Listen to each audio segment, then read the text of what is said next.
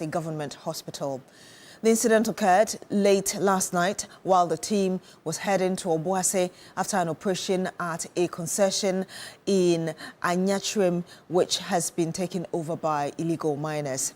The Ministry of Lands and Natural Resources extended its sympathies to the family of the fallen soldier and conveyed heartfelt wishes for a swift recovery to the injured team members.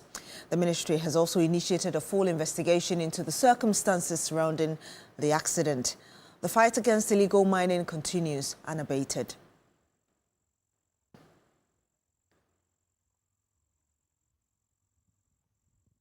Now, Ghana is once again confronting a familiar question. Are we getting the value we deserve from natural resources that anchor our economy?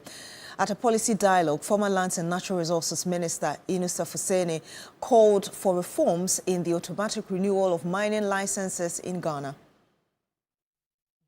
A Dialogue Center brought together policymakers, researchers and civil society to examine a question Ghana has struggled with for decades: whether the country gets its fair share from its natural resources. Debate about foreign influence in Ghana's natural resource sector remains persistent, even as mining continues to contribute significantly to national revenue. Analysts argue that gaps in monitoring, licensing and contract negotiations reduce the value Ghana retains. Calls for reforms and greater transparency have increased. Government is considering a policy that will remove the automatic renewal process of mining leases and ensure that there must be compelling reasons why a mining lease that is expired could be renewed or extended. Now, and one of the reasons could be whether the mine's production and the benefits that has come to the country from the production has been equitable. The issue about the fight against illegal mining also came up. The first step in any activity to restore sanity in an environment or community is to use law and order. So those illegal miners are engaged in an illegal activity. And so the laws of Ghana ought to be enforced. And to enforce them, you need the security agencies to do it. I always ask a question: why will people elect to do illegal mining when there is an opportunity to do it legally? Member of Parliament for Isutifi South, Collins Dauda, highlighted what he believes are the major areas where the national interest is compromised. So if we take the mining sector, for example, we have the Minerals and Mining Act of 2006, Act 703. That is the prevailing law. But this law was passed in 2006. So it means that we have worked with it for some time. And before that law was another law. There was a law before the 2006 one. But because circumstances changed, there was need for the country to have a new law to address circumstances at the time. Today, it is clear that there's need for us to change our laws again, and that is what government is doing. Ghana's natural resource sector has long been criticized for the imbalance between state benefit and foreign profit. While mining contributes significantly to revenue, analysts say the country loses millions through tax exemptions, poorly monitored operations and contracts that lock Ghana into less favorable terms.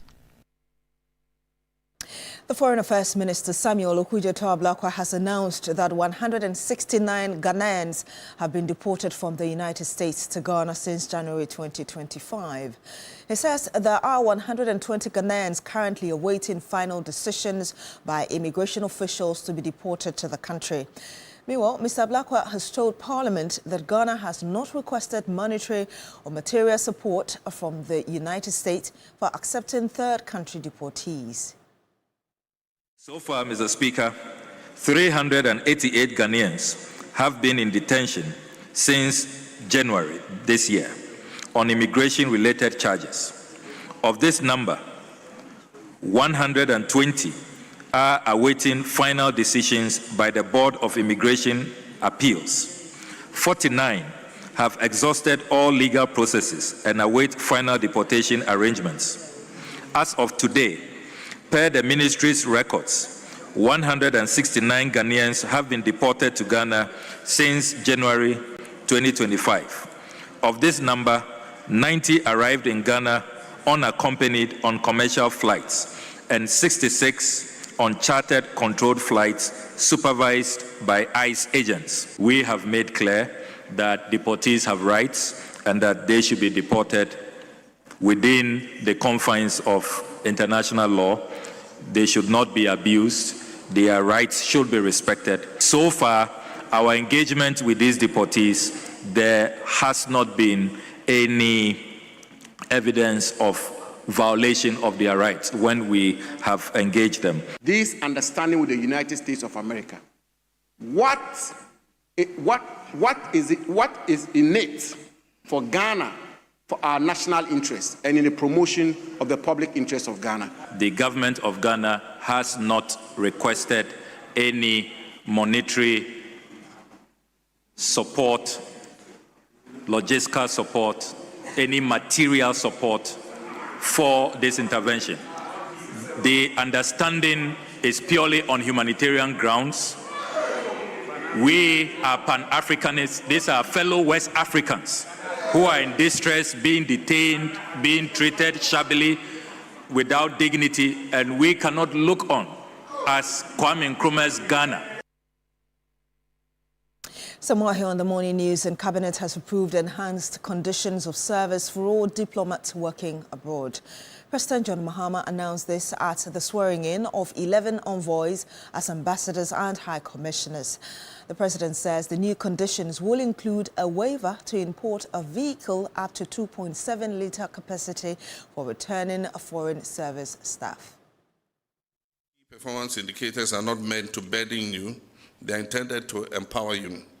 They will help the government identify support needs, reward excellence, and ensure that every mission contributes meaningfully to Ghana's national development priorities. We recognize that diplomats must be well supported to deliver on their mandates. For this reason, Cabinet has approved enhanced conditions of service for all our diplomats working abroad.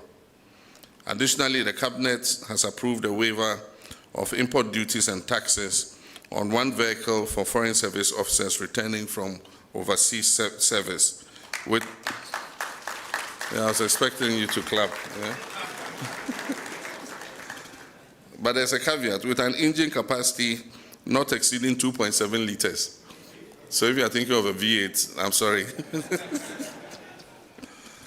In line with our prudent budget management and the broader reset agenda, Cabinet has further approved rent ceilings for officers serving in missions abroad.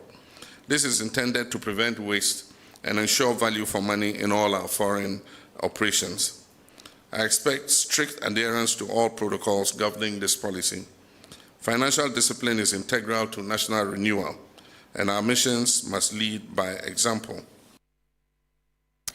We return to Parliament, and the minority and majority caucuses went head-to-head on Wednesday in a fiery dispute over the cost of purchasing 4 new aircraft announced by the Finance Minister in the 2026 budget. The ranking on Foreign Affairs hinted at a sum of $1.2 billion to be used to purchase a presidential jet, an amount that sent the chamber into heated exchanges. Christian Yale brought us this report.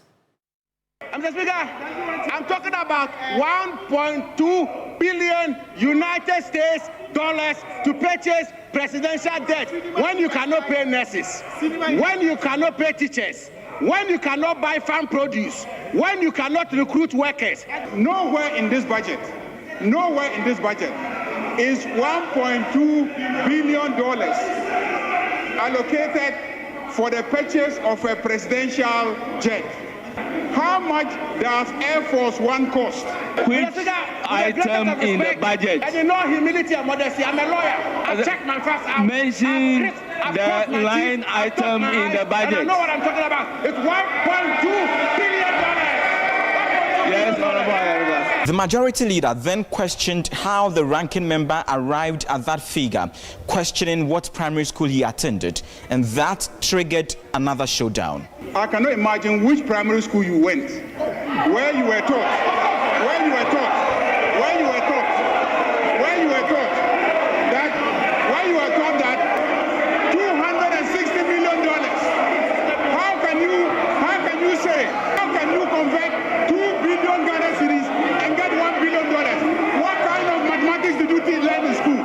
Speaker, I attended my basic school in Fufunso Preparatory Primary School in the Savannah region. Mr. Speaker, I know that the majority leader, having attended school in Boko, proceeded to school in Harvard. Mr. Speaker, and I know that you will not allow any member of this House, regardless of his status in this House, to disrespect, to denigrate, to demean myself. May I humbly, very humbly and kindly plead with my senior brother, the majority leader, do the needful by withdrawing and apologizing to my modest, humble self and the thousands of Ghanaians for this insult before I proceed.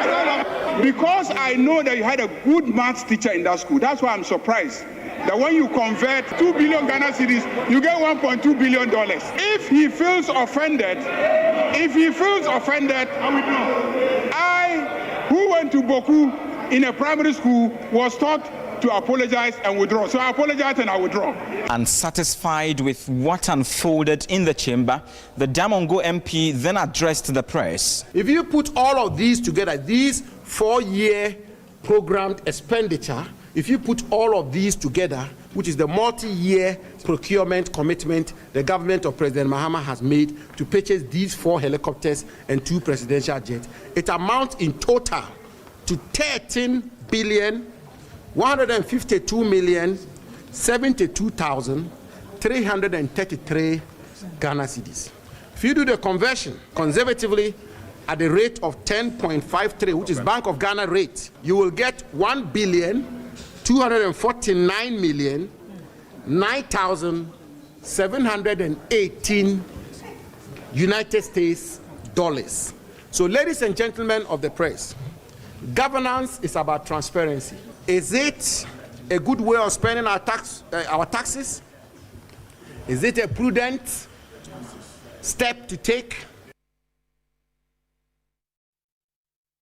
Now, the Ghana Armed Forces has increased its presence in the Boku General area to address violent situations, especially as the Otumfuo-led mediation of the chieftaincy conflict nears conclusion.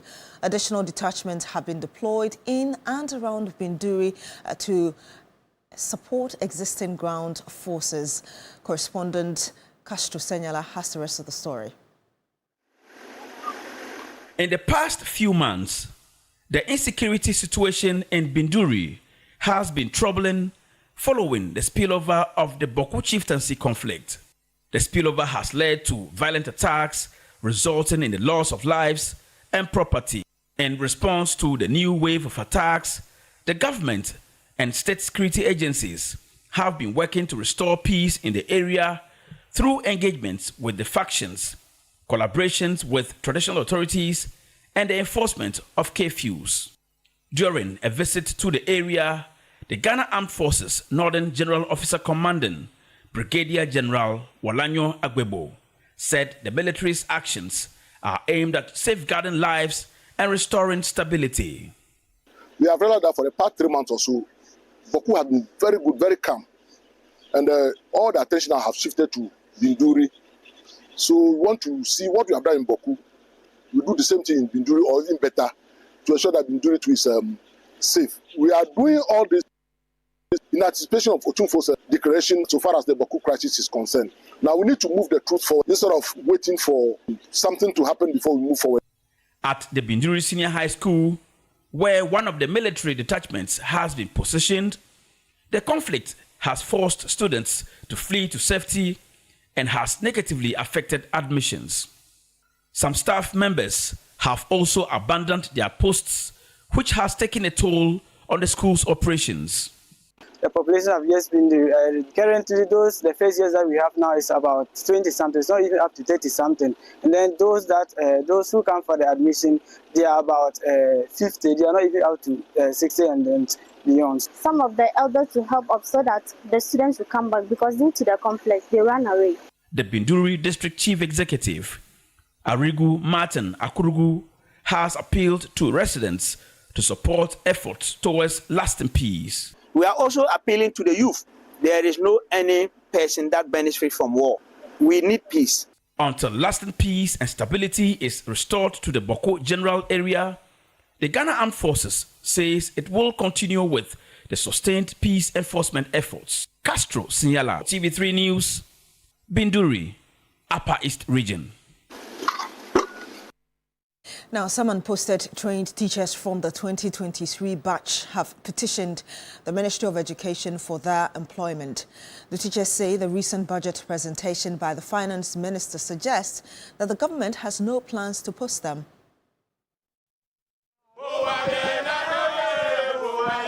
Leaders of the group say they have made numerous appeals to the Ghana Education Service, GES, but that has not yielded any positive results. We cannot stay wrong to next year. Maybe, we don't know. Because that was what they said. Maybe 2027 they will employ us. And we can, even that one, they are not specific. We cannot stay that long. We need immediate recruitment, like they are doing for other professionals. Since 2022, we finished college, we did our national service, wrote our ancestral exams, and we have passed. Until now, we have been in the house. And government has been saying every day that they are going to recruit us, they are going to post us. But till now, our portals are not open. And when we go for employment, people are not ready to employ. The group lamented that life has become unbearable. The academic year began in September, of which we didn't hear of anything like portal has been open for recruitment.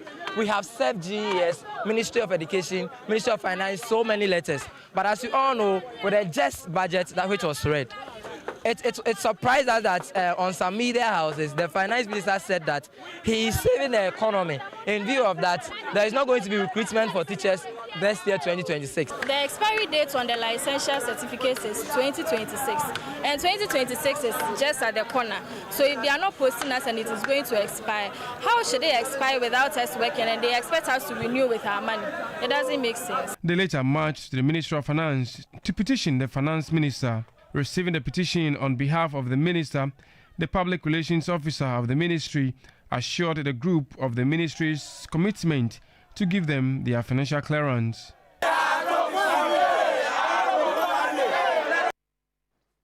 Private legal practitioner Martin Pegbu has intensified calls for the resignation of Special Prosecutor Kisia Jabin and his assigns over what he describes as failure of the OSP to prosecute former Finance Minister Ken Ofori-Atta. Lawyer Pegbu was earlier invited by the OSP for a hearing following allegations of corruption he made against the Special Prosecutor. Lord Adwasari reports. Lawyer Martin Pegbu earlier accused the Special Prosecutor of colluding with the former Finance Minister, Ken Ofori-Atta, to evade prosecution and leave the shores of Ghana. He was hence invited by the Office of the Special Prosecutor to substantiate the allegations on Wednesday, November 19. Yeah, so at the beginning, we're a bit unsettled because there's an officer who sought to say that I should have only one lawyer present. It's unconstitutional. There's no part of the Constitution that restricts your right to a number of any lawyer. I've been here before. I've seen their conference rooms. So if I have 15 lawyers, but my number, that wasn't even, we were just 2 lawyers. There were other lawyers who were to join, but I had 2 at the time, and he sought to restrict. So we reprimanded the officer, and I'm sure in due course I'll notify the higher ups. So basically the hearing started, and then we raised some objections, and so based on that there's been an adjournment. So if those objections are resolved, there may be a continuation. The private legal practitioner chastised the OSP for the delay in filing charges against the former Finance Minister while he was out of the jurisdiction. Where some public institutions are allegedly, in any event they are contested, or at least one institution is contesting, are allegedly frustrating the work of the Special Prosecutor, he has to come out and inform Ghanaians. He didn't, and he allowed Ofori-Atta through. And I'm saying that for that one, Kisia Jabin and his right-hand men two of them have to pay dearly for it. They must leave office. Look, because you see today, Oforiatta's name has been taken off the Interpol Red Alert. All this is needless. This is preventable. Martin Kpebu also advocated for the freezing of the assets of Ken Oforiatta while his prosecution is pending. Lord Edwasari filed that report. Well, that's it for the morning news here on TV3. My name is Beatrice Edu. Thank you so much for staying with us. And of course, do stay with us on New Day.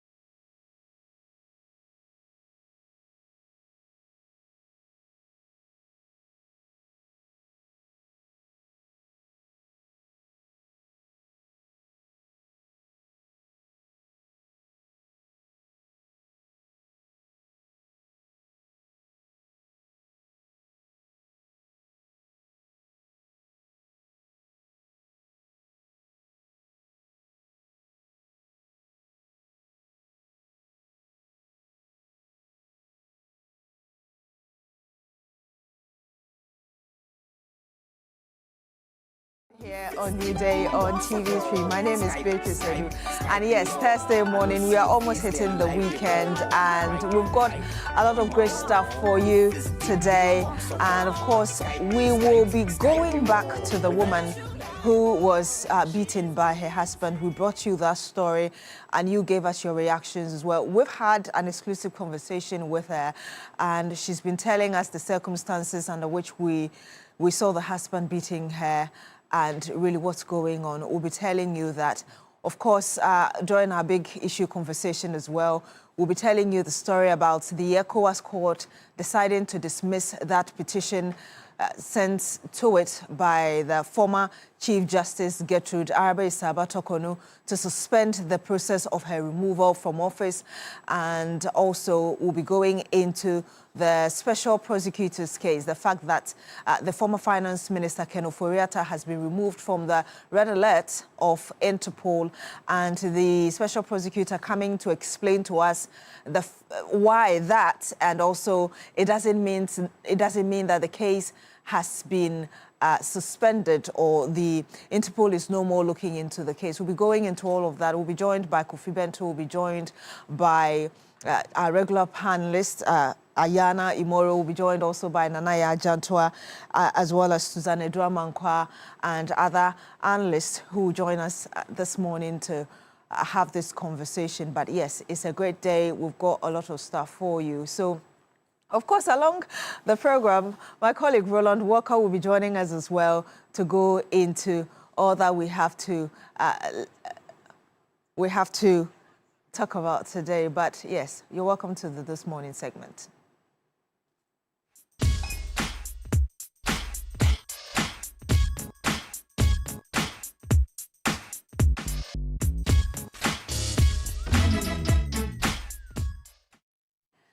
And I just told you that we have had a conversation with a woman who was beaten by her husband. Remember, we brought you that story last week, that viral video of the man beating the woman who was actually naked on a compound, and the beginning of this week, and the police later issuing a statement that the man had been arrested together with two siblings of the man who had attempted to also attack the tenant who filmed that video, which eventually went viral. So we'll be bringing you that exclusive conversation with her. But you're welcome to This Morning segment on your day. Let's watch the story as filed by my colleague Portia Gabo.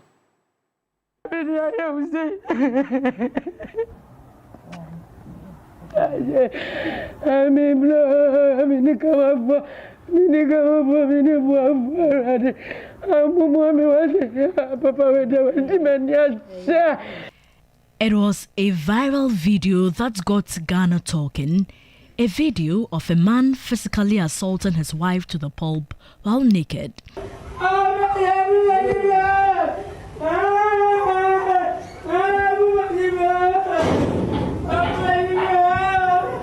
A 32-year-old woman, a wife, sister, auntie, and mother of two was the victim.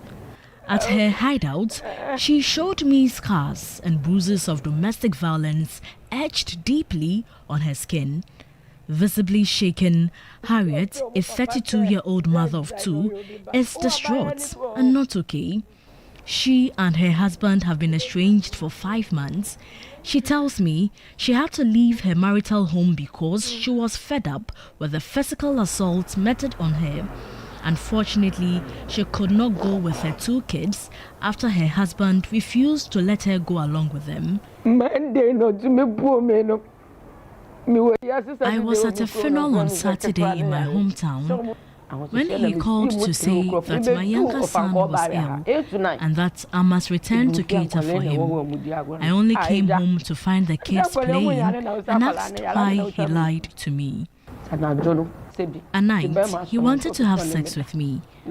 I refused because we've been estranged for 5 months. He told me that he had set a trap for me.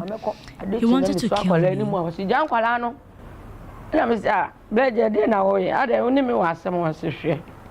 Trap na settle. Na me say trap settle. Bi say me Jimmy. So we kura na se na we jan kwala no. and I'm a friend and NSC. And National Jimmy is saying, Nasam Minu. Ubu me am Johnny Bessel, Cressa Wapamicho, I'm a member. And the Travis say, me baby coon. Satam no a friend back, Daniel. So found Colani, Coname found Colani. His son came for the kids, after which he locked the door. Si Daniel Nadine Colani paper no lock here, or Chinese door. Say, lock and no lock here. Satadina Shaman or so on a tomami. Tarara. Nika Shami or so no tomami. I hear near Shami no toy, no attitude in half midnight naked or all.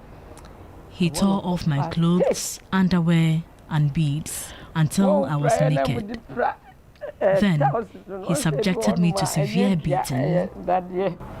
No go fire. With the bob me name it him. I bless to drop now something me so bad be come see me ku and go baby. I will show for wine. Mu fi. And I miss Mr. So when you 2 minutes at once. So buku to do. The buku to do no they above me. O stamp me name the mensa. To be wrong many. Or the bob me. Ne abai we no kwan.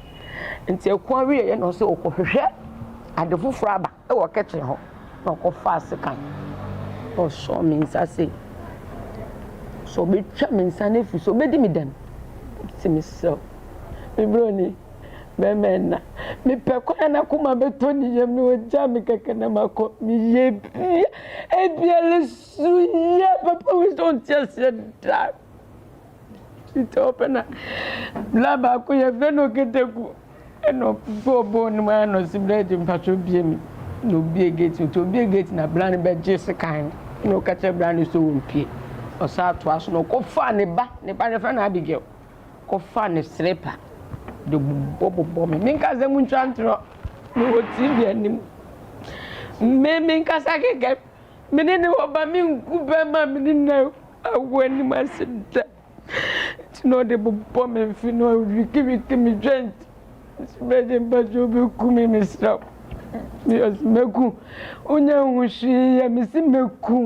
She tells me this is not the first time that her estranged husband has abused her. Despite several pleas and reports to the Ghana Police Service, Harriet says nothing was done about it despite carrying evidence.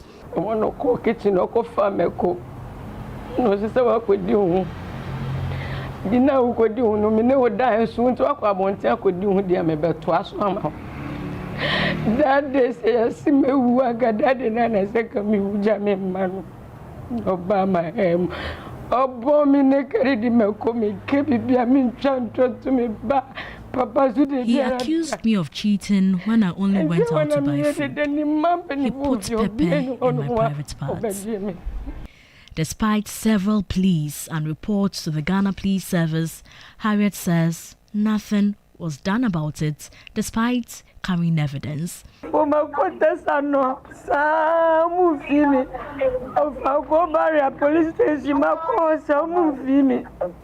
times for a Tesano. Of Uncle to me kind.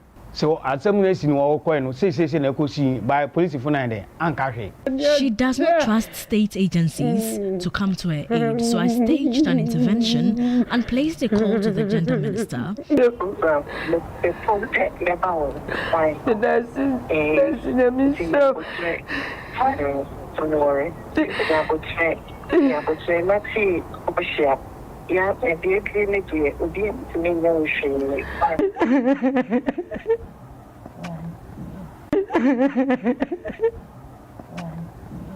I mean, everyone who sees our sister will have tears in their eyes. I mean, you tear up.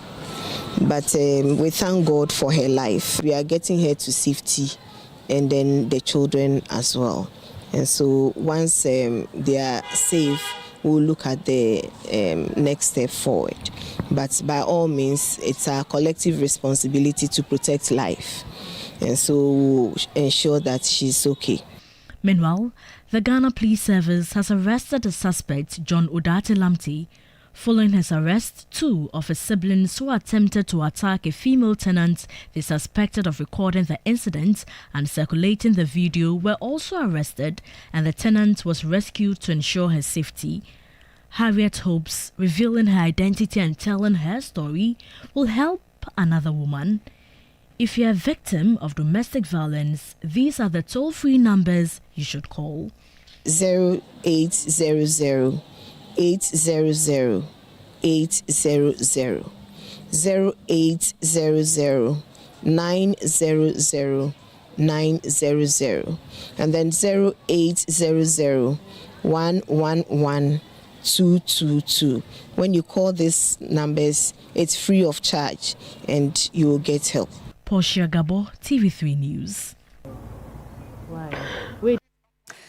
Again, short of words, really, regarding what we've just seen. Roland? Yeah, a very sorrowful incident that happened between a couple, as strange as they are. Yeah. And I believe was it 2 days ago or 3 days ago, Yeah. when we're talking about the subject matter, I said that she can find some remedies in the law. Yeah. And I believe that it's in that state that the gender minister, as well as the other state agencies concerned Yeah. about her plight, have decided to take the subject further. Yeah. And so I believe that the law will take its course, and more importantly, the law will do right by her, because she's not the only one by way of whether a man or a woman, but particularly for women, where the research is indicating that 1 out of 3 women tend to face domestic abuse in various sets of relationships. And the relationship could be marital, could be a courtship, or just a normal...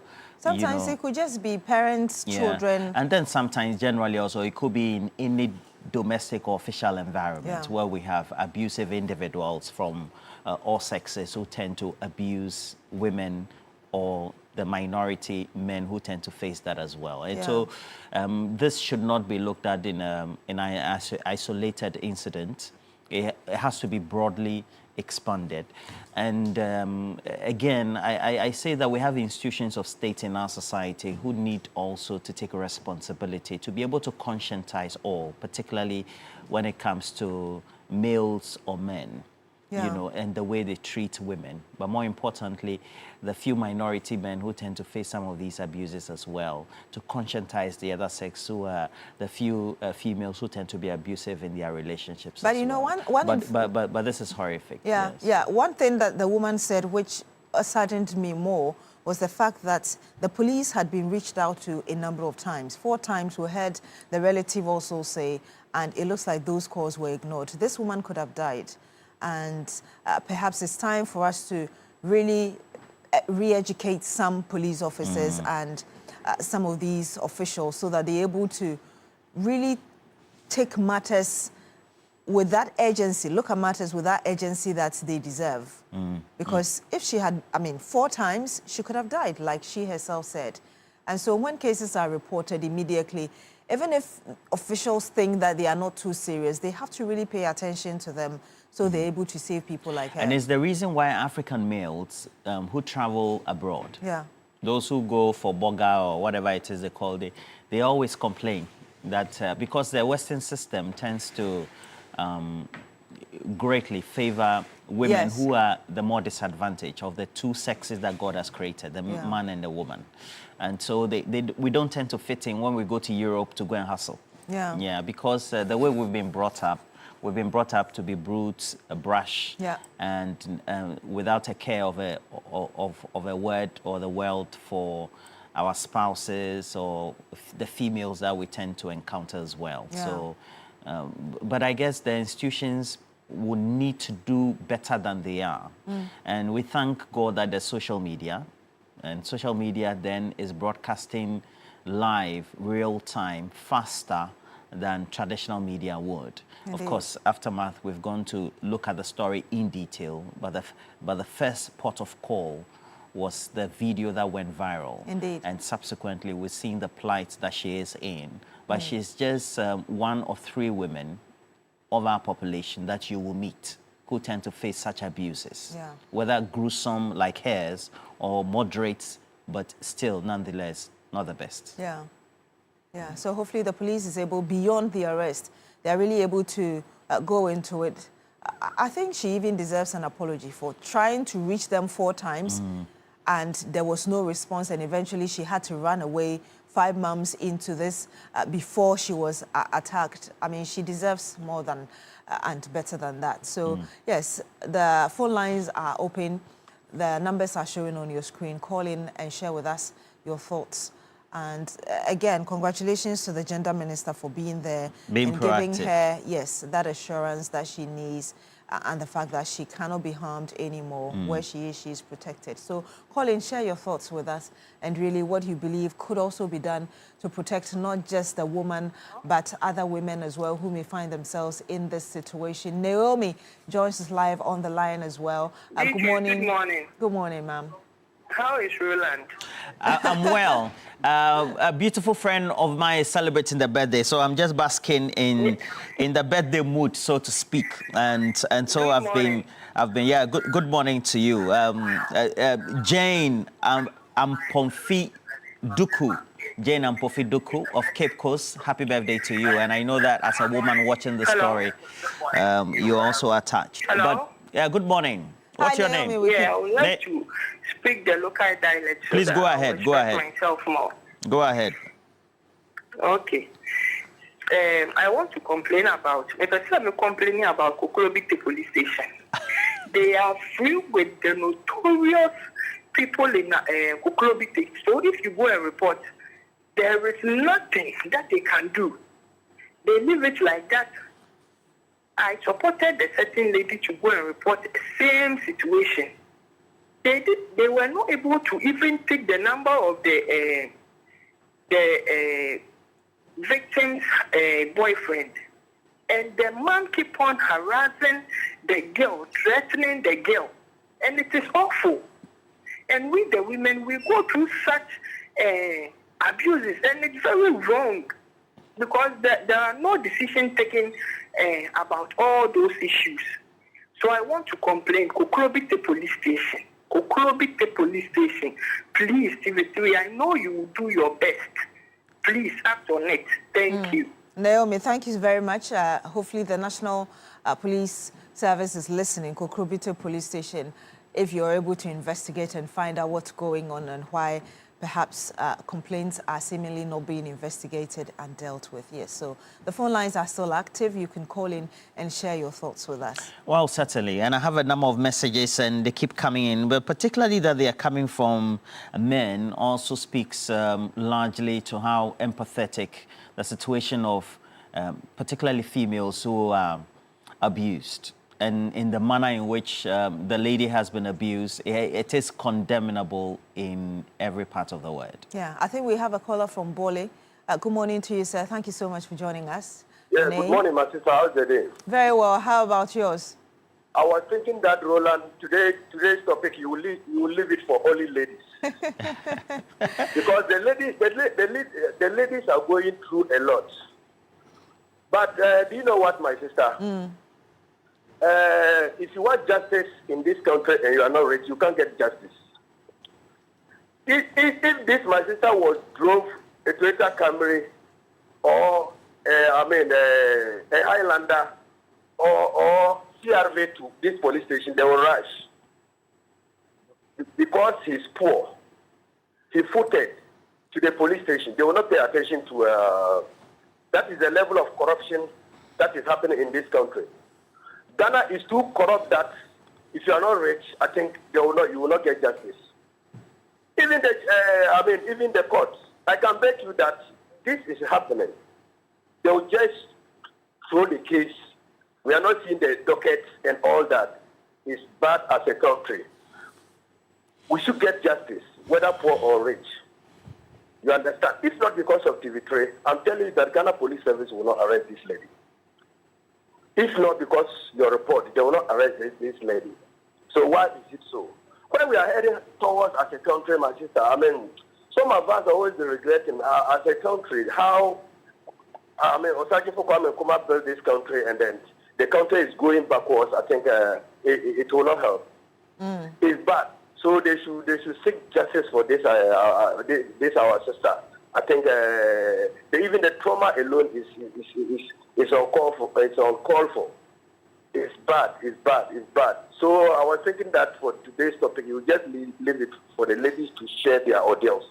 I think, thank you. Thanks. Thank you very much for calling us from Bole and for sharing those views that the woman deserves justice. Indeed, she does. So calling and share your thoughts with us as well. And what do you expect authorities to do, really, at this stage, beyond the arrest of the man and the accomplices or the two siblings who also attempted to attack the woman or the tenant who filmed that assault. Roland, you were telling us earlier about messages that you've received. Yeah, so I have a couple of messages. And, well, so this one is coming from Zilis Dwayne, who lives in the UK. He says, this is evil and a great girls. You can't do this here and go scot-free. And he's talking about, because he lives in the UK, all right? He says never. And it is true, you cannot be in the West and do this. Yeah. Do you understand? Yeah. You cannot be in the West and do this. So, and then Mama War of the Asogli State, she is a queen mother, says, I'm very teary right now after seeing her showing her body part that have been hurt. So pathetic. Indeed. You know? And I'm being deliberate to read the messages from the women as well, particularly. Let's go to our next caller who joins us live as well on the phone. Good morning to you, sir. Tell us your name, where you're calling us from. Hello, I'm Eric. Hi, Eric. Good morning to you. Good morning. I hope everybody is fine. Very well, thank you. How are you doing? Who's Amejina? No, it's Eric. Hello, Eric. Okay, we can hear you. Okay, so I think not only the man should be dealt with. I think the policeman who just didn't listen to the lady in the first place should be dealt with as well, because it's very serious. In case she died, it's the same thing that they would have done to her, because she's a citizen of Ghana, and so if she reports something like this, they should have taken it up. So I don't understand why they didn't mind her in the first place. I don't think it's only the husband that must be dealt with. They should also deal with the policeman, the policeman who didn't take the case up in the first place. And it says a lot about our justice system in this country. A person who has been a person who has been a victim of such thing mustn't just go off like that. They should have taken the case up in the first place. So I don't think it's only the man who must be dealt with. They should also deal with those people who just didn't mind her in the first place. Yeah, thank you. I think that is what must happen if only we are a serious country.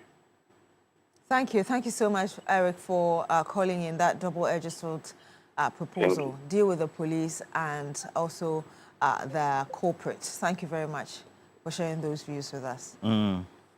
Well, so many of this one is coming from Irajwa Bonnie, who says that the lady seems to have gone through a lot, and to now have society coming to her aid is a good thing. But I'm just thinking about the thousands of women in Ghana who go through abuses such as this and don't get any stretch of hand, any support from the law. I think that's what you wanted to say, for their own plight. And this one also, Sherry Giovanni says, it's true that some police officers, especially males, do not help these women seek justice.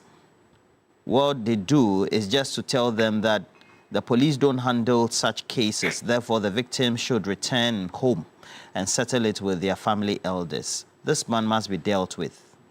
Such a nice, beautiful woman. Yeah. Let's go to Kobe now, who joins us on the phone. Kobe, good morning. Tell us where you're calling us from and what's Hello, good morning. Good morning, Kobe. Yes. In the first place, this is so pathetic.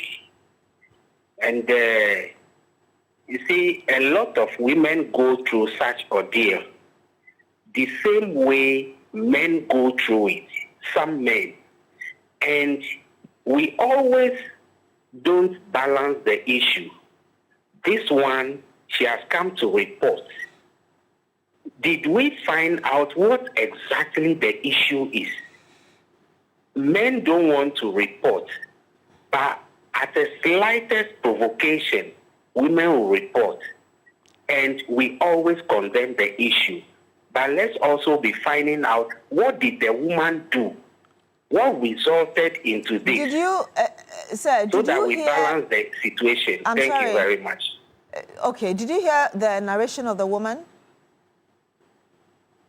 Okay. No. Yes, I just tuned in and then I realized. You think that whatever it was, the man was justified to subject her to that treatment? Is that what you're saying?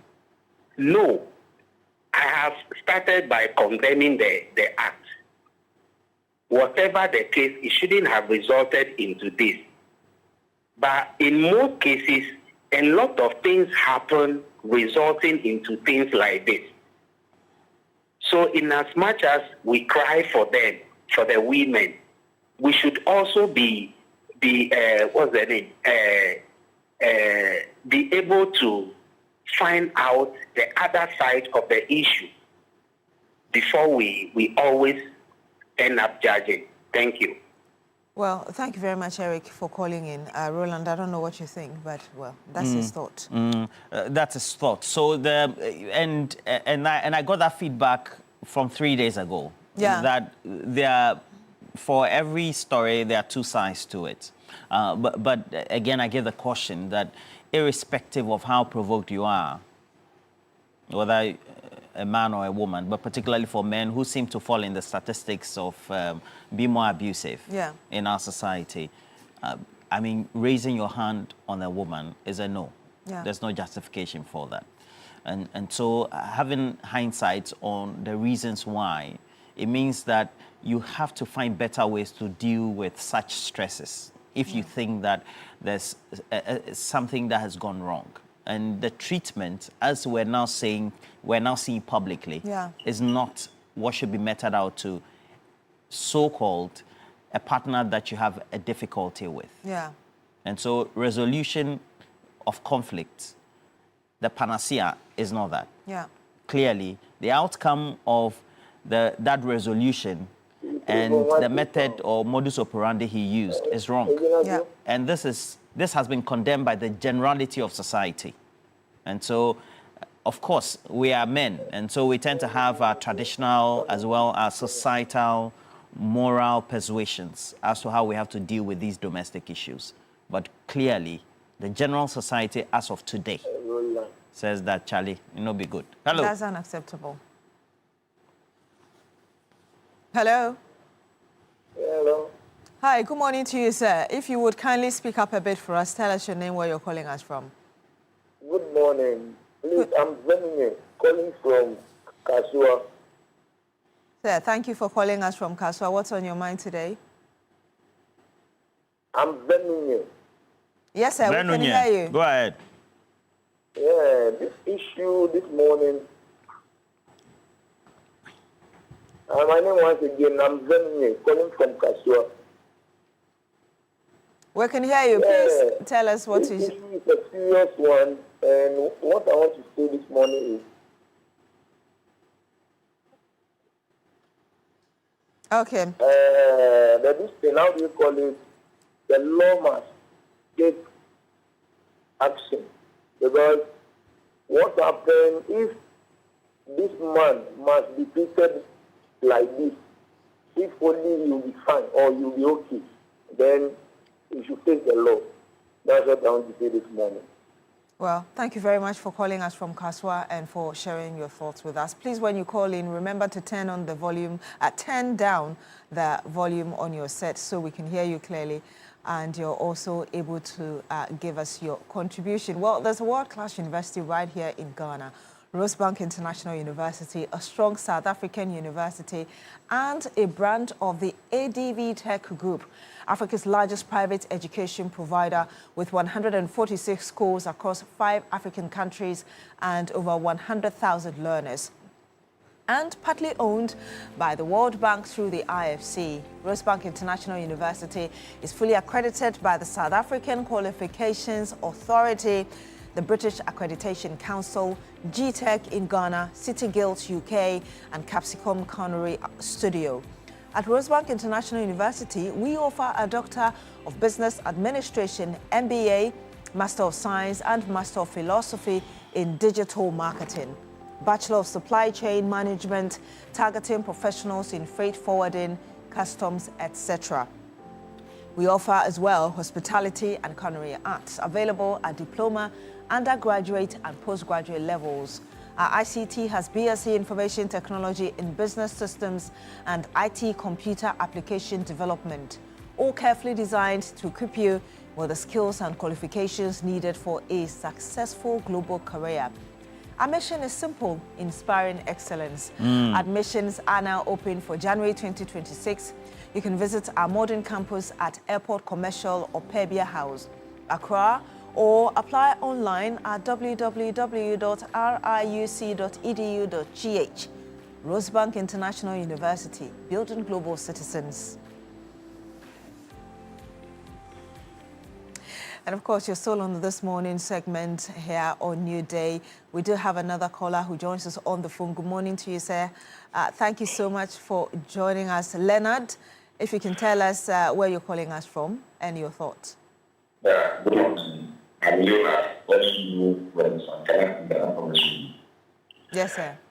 My brother, I think Ghana is very country.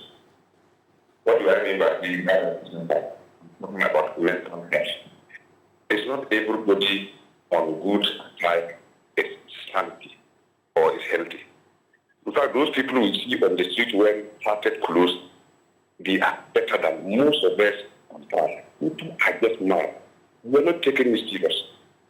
If this happened in transport, which is the bank area, can you imagine what's happening in the hinterland? Women are our mothers, they are our daughters, they are our sisters. When I saw the video last 3 days ago, I was shocked. I was shocked that this man is not born. So for me, my advice is that we should take mental health serious. People are going, our mothers, sisters, and daughters are going through a lot in the hands of madmen. This is not a general attitude of men. Some people say that men are this, men are that. These are mad people. They are not mentally right. I feel sad. This is what I have to say. Thank you. Thank you so much, Leonard, for calling in and sharing your brief thoughts with us.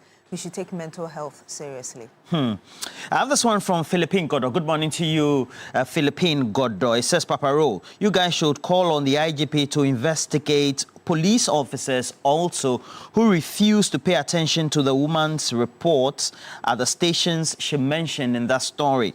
More critically is how she has consistently interfaced with these police officers and then they turn her away. Then she asks the question, is that what happens across police stations in Ghana when women in such domestic incidents get molested, abused, and then they are turned away? A question for the gods. Philippine Godo giving us this message. That's a quick message from Simon Yenwa. He says, Beatrice and Roland, I am so devastated by the story of poor innocent Harriet under the torture of this caricature. In fact, this beast does not deserve to live with human beings. Please, listeners should excuse my language, but listening to Harriet last night, can you imagine that every place that he enters to satisfy his sexual desires, he will put pepper in there? Come on, I can't think far. I recommend that he is handed over to the military for the double dose he gave to the poor woman. Police generally are soft per their training and mission. He should be, castrated thereafter. He says he should be thrown into prison for life so that his terrible gene doesn't continue further. In fact, the police also has some questions to answer because, according to Harriet, she reported this violence severally to the police, but nothing was done. Just imagine if this animal had killed her. So that's from Simon Yen Wa, using some strong words there. But we have another caller standing by from Tamale in the northern region. Good evening, to you. Thank you so much for joining us. Your thoughts, please. Hello? Okay, it looks like we've lost her. Yes. Yeah, so we have a couple of messages I'll go through. This one is coming from Stephen Peng, who is a regular watcher from Wa. Good morning to you, Mr. Peng. Wishing you all the best for the day. Says that good morning, Roland and Beatrice. The man is a beast and doesn't deserve to live on planet Earth. The police who also refused to attend to her on the many occasions must be fished out and punished as well. And, okay, so this one also is coming from Kwansma. Kwansma says that, look, I'm just watching this and thinking the woman has gone through a lot. And Kwansma lives in Cape Coast. And on a day when I said, I wanted to wish my good friend Jane Ampofi Duku a happy birthday, look at what is happening to women. All the same, happy birthday to Jane Ampofi Duku of Cape Coast. And Kwansma says there has to be punishment meted out to the husband, but also the police officers need to be educated by the Ghana Police Service across the country on how they have to deal with this domestic molestation issues when they come up. Yes. Wow. We have a caller from Amasaman. Good morning to you, sir. Thank you so much for joining us on the This Morning segment. Good morning. Oh, it's a woman. Good morning. Good morning, ma'am. Thank you so much for joining us. What's your name? My name is Humu. I'm calling from Amazon. Yes, ma'am. Please go ahead with your thoughts. I think the man should be severely punished because no matter what your wife will do, you don't have any right to treat her like animal. You don't have a right. Hear from the woman, you are not even her husband. And how can you abuse somebody's daughter like that? And you have the children. So I don't have much to say. Police to severely deal with the man. Thank you. Thank you. Thank you so much for calling us from Amasaman and sharing your thoughts with us. Well, great. And then I have this one from Hopeson Adoye of the United Party, who is celebrating their birthday, by the way. Happy birthday to you, Hopeson Adoye, United Party. Happy birthday. He says that I'm just watching this, and this man is not only crazy, but inhumane and needs to be punished by the law. And my heart goes out to all women who are going through this. A man should always treat a woman with respect and admiration. Even if you have issues, you have to find better ways to deal with them. From Hopeson Adoye, United Party, who also happens to celebrate the birthday today. Happy birthday to you, Hopeson Adoye. Yes. Nadia joins us live on the line. Hi, Nadia. Good morning. Tell us where you're calling us from. Good morning. Good morning. Good morning, Auntie Beatrice. Hi. Good morning. Please tell us, where are you calling us from? I'm from Boche. Boche? Okay, sure. Yes. Please, tell what a man who just called earlier, tell what she's saying, that this woman, we should find out maybe she did something. What at all on earth will a woman do that you will let her go through this kind of thing? Auntie, please, even if the man is going to be sent to prison, he should be allowed to go through a slow thing that he will never regret. However, when we go to church on Sunday, when we go to mosque, what at all do we hear from our leaders? Please, women are going through a lot. Seeing this yesterday, I could not sleep. I was just thinking about this throughout the night. All in the name of marriage. Please, men, you are supposed to be shepherds and not gangsters. Please, please, please. How many women can fight a man? How many women? Thank you very much, my sister. Thank you so much, Nadia, for calling us from Ashali Boche right here in the capital city of Accra. Well, hunger can strike any time, but Royal King Cracker is always on standby when you need something enjoyable to munch on. Royal King Cracker brings the crunch and the buttery taste.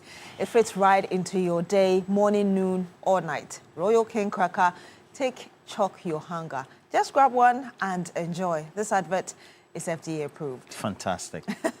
Who made your dress? I love it. Bellberry. Bellberry. Yes, Great. Achado, adjacent Chado. to Bellberry, the Gold Filling Station. Achado, thank you for making Beatrice look beautiful today. Thank you. I'll come in for some designs as well. Yes.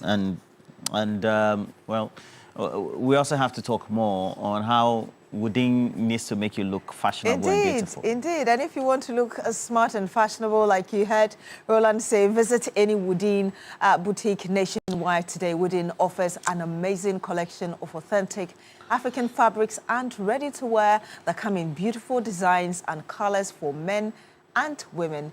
With Woodin, you can get creative and versatile with your designs. Be confident and show off how truly African you are in Woodin. So go to a Woodin boutique near you today and choose from a variety of trendy products to complement your unique style. Follow Woodin Fashion on Facebook, Instagram at Woodin Fashion and TikTok at Woodin_fashion. Woodin, le créateur. Yes, but I think we have some more messages. So we have more messages coming through, and Kofi Kapito of the Consumer Protection Agency says that he wants to comment on the subject. I've sent the number to Shadrach. We'll see how that goes, and so that we'll be able to speak to him. But this one is coming from Master Planner Jr. The man is very heartless. We don't want the situation whereby they will tell us that he's mentally deranged or challenged. He deserves life imprisonment, literally. Master Planner Jr., policy analyst Ken Tampo. And then Felicia Boateng says that my heart goes out to this woman. She really has endured a lot. If this is what even was caught on camera, you can imagine the many incidents she has been through and not getting any support from anybody. Just, caged in that house with this man who will beat her with anything. You can imagine that he finds a pestle that is used to pound fufu on this woman. My heart goes out to her. Yeah. Well, step into a night of elegance, music and fine dining at the Mervynpike Classical Music Night, happening on the 27th of November at the Mervynpike Ambassador Ballroom. Come enjoy an enchanting evening of live performances by Guy Bertrand and Kokui Selome, serve an exquisite four-course dinner with perfect wine pairings and capture magical moments with our photo experiences. It's more than an evening. It is a symphony of taste, sound and style, crafted for those who cherish the finer things in life. Hurry now, seats are limited. Don't miss your chance to be a part of an evening where every note hits the heart and every flavor delights the palate. The price is 1,800 cedis. Reserve your seats today by calling 020-433-3136 or 0302-611-000.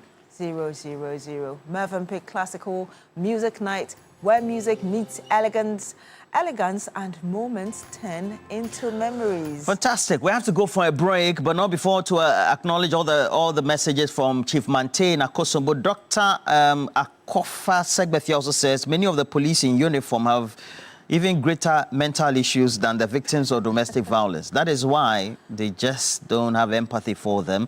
Megina also sends a message, long one, and says that I feel very bad and deeply upset that we've covered the face of the man and then leaving the woman. Well, the woman consented. We brought that caveat. She also consented to have her face shown. But we showed the man's, we covered the man's face because by editorial policy, that's what we have to do. Even though we've seen clearly what the video and the perpetuating of the act, it's still a case before the law, all right? And so, but by way of editorial policy, that's how we have to treat it. Forgive us for doing that. And so, and then let me just read this last one. This one says that I'm just watching the videos and the good story, the aftermath of the story going viral of this woman who has been abused by Portia. And I have to say that my heart goes out to this woman. I can just imagine what she has been through all these years of being married to this man, and you use the adjective horrible man. What a day when I know that also a lot is going on in my life. And you say that Mrs. Esther Chevy of Pando Alloy, you're celebrating your birthday as well. Skido and Bento all wishing you well. So Esther Chevy of Pando, happy birthday to you. We have to go for a break.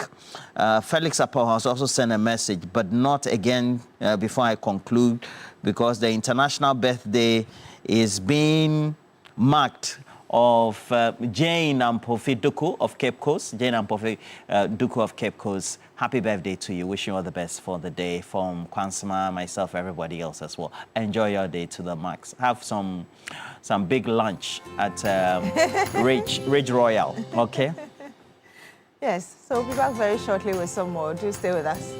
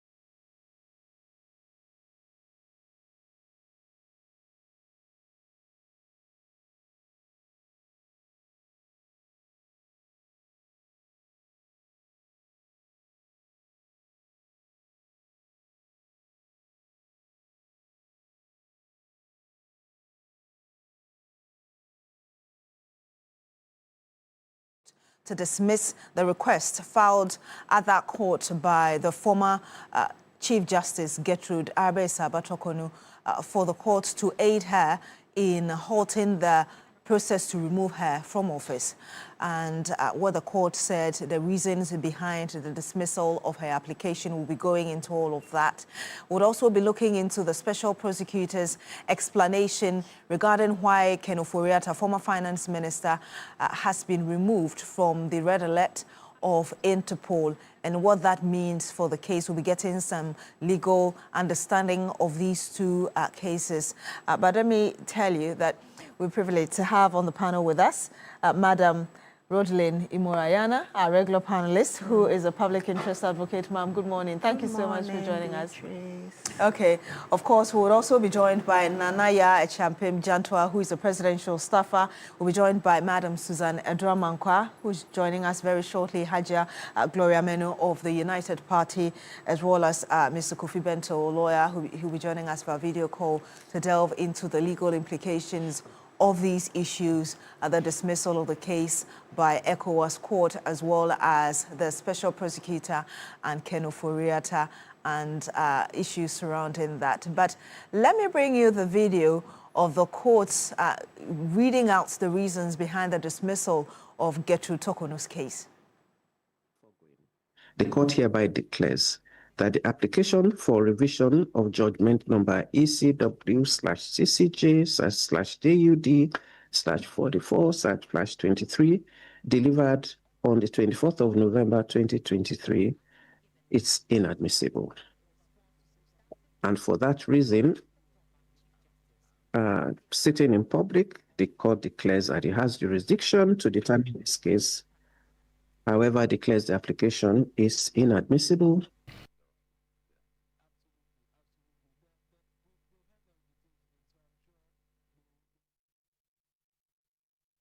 Words of the judge there at the ECOWAS court. But of course, the state, as in Ghana, was represented by the Deputy Attorney General, Justice Remsai. And let me just bring you some of the things he told us as he posted on his social media. I said the ECOWAS court has this morning dismissed Mrs. Justice Gertrude Tokonu's application for interim measures. The court stated that the application did not satisfy the criteria for a grant of interim measures. More particularly, the court held that the applicant's own conduct defeats her claim of imminent and irreparable harm. The court is therefore satisfied that the applicant has not demonstrated the existence of imminent or exceptional circumstance that will justify the urgency of the application filed almost 3 months after the act complained of. The Deputy Attorney General says, in the light of the applicant's failure to meet the requirement of urgency, that's quoting what the court said, the court finds no basis to assess the remaining criteria for provisional measures, same being cumulative.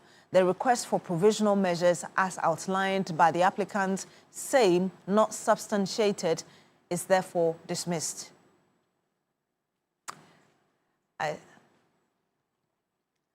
So Justice Remsai there giving us details of what the court said, and like I did tell you, we'll be delving into that as well. But yes, let me perhaps get the preliminary thought of my panel members, and let me start with you, Madam Rodelyn Imorayana. I mean, you've been commenting on this case since it started. I remember when she filed at the ECOWAS court in July this year, your comment earlier, and now, months down the line, the ECOWAS court says, in summary, there's no merit in your case, and so we're dismissing that. Good morning to our cherished viewers, and good morning to us beautiful women here. Good morning. I didn't expect anything different from what the ECOWAS court said, because even though I'm not a lawyer, nor a judge, I didn't think she had any case. I mean, once we are a sovereign state, once she had been given an opportunity to meet with a group that came out with a report that the president accepted and asked her to leave, I felt that that should have been the end of story. But it seems Madam Tokonu was not happy with it. I hope that after this, she will take a bow she will accept her fate. And even though lawyers are telling us that it's one of the things that is to be expected, and that it would let us learn a few more stuff, about the judicial system and all that, I still believe that it is doing her more harm than good. Those who are encouraging her to continuously go to court, may be doing so with a view that maybe there are certain aspects of the law that they think we still need to know. But I think that it is not doing good for her as a person, because somehow it then comes out as if she's a bad loser. And that is not a good thing to have placed on you. So I think that the ECOWAS court has spoken the minds of many Ghanaians that there was really no reason for all this. But I do understand here. The only problem I have with this is that I know that Araba Tokono, I think she had accepted the fact that she was no longer CJ. But she felt that she needed to still be a Supreme Court judge. That is where yeah, she requested for that later. Okay. So now we know that there was no need for the minority to even ask that they stay activities in Parliament until this ECOWAS pronouncement comes and other court cases that she has filed. They only felt that for fairness case, at least suspend the process. Well, for fairness, that's what I'm saying. But the CJ was not one of her things. She just wants to be a Supreme Court judge. Yeah. And there was a difference between the CJ and the Supreme Court judge. So I'm just saying that now we know that there was no need for that. I have also said that I still think that being CJ, she cannot go back again to being a Supreme Court judge. So she just has to take it. I think we have gone round the circle so many times. It's now a broken record. Scratches everywhere. You continue to say the same things, and it's like the next day you have another issue coming up, and it's the same thing. I don't know when she thinks she's going to get a different answer. Now we are going for human rights. Exactly, because the court still says that what the human rights issues still fall within its jurisdiction. Yeah, so the human rights. The first one. She claims that she was not given an opportunity to defend herself, or probably she didn't have the full details.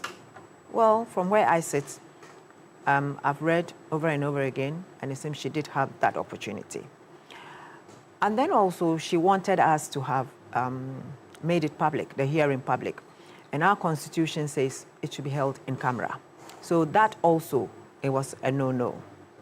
Then the other one, she wanting to probably be taken back to the Supreme Court and also to be given her entitlements. I also find that rather strange, because we all advised that the best she could have done for herself was to have resigned so that she could go for her entitlements maybe. And if for nothing at all, you would be a better person in the face of the new government. In fact, that was a point you made earlier, that she should have resigned so she could have access to her entitlements. To her entitlements, but she rejected it. And lawyers told us that it wasn't the right thing to do. She had to go the full haul. And she's practically going the full. I don't know whether she's going to go to ICC or where, I don't know. But as it stands now, I would want to hear what Mr. Bento has to say on this. Indeed, and he's actually joined us on the phone, and so we're going to him now. Good morning to you, sir. Thank you very much for joining us on the program. Good morning.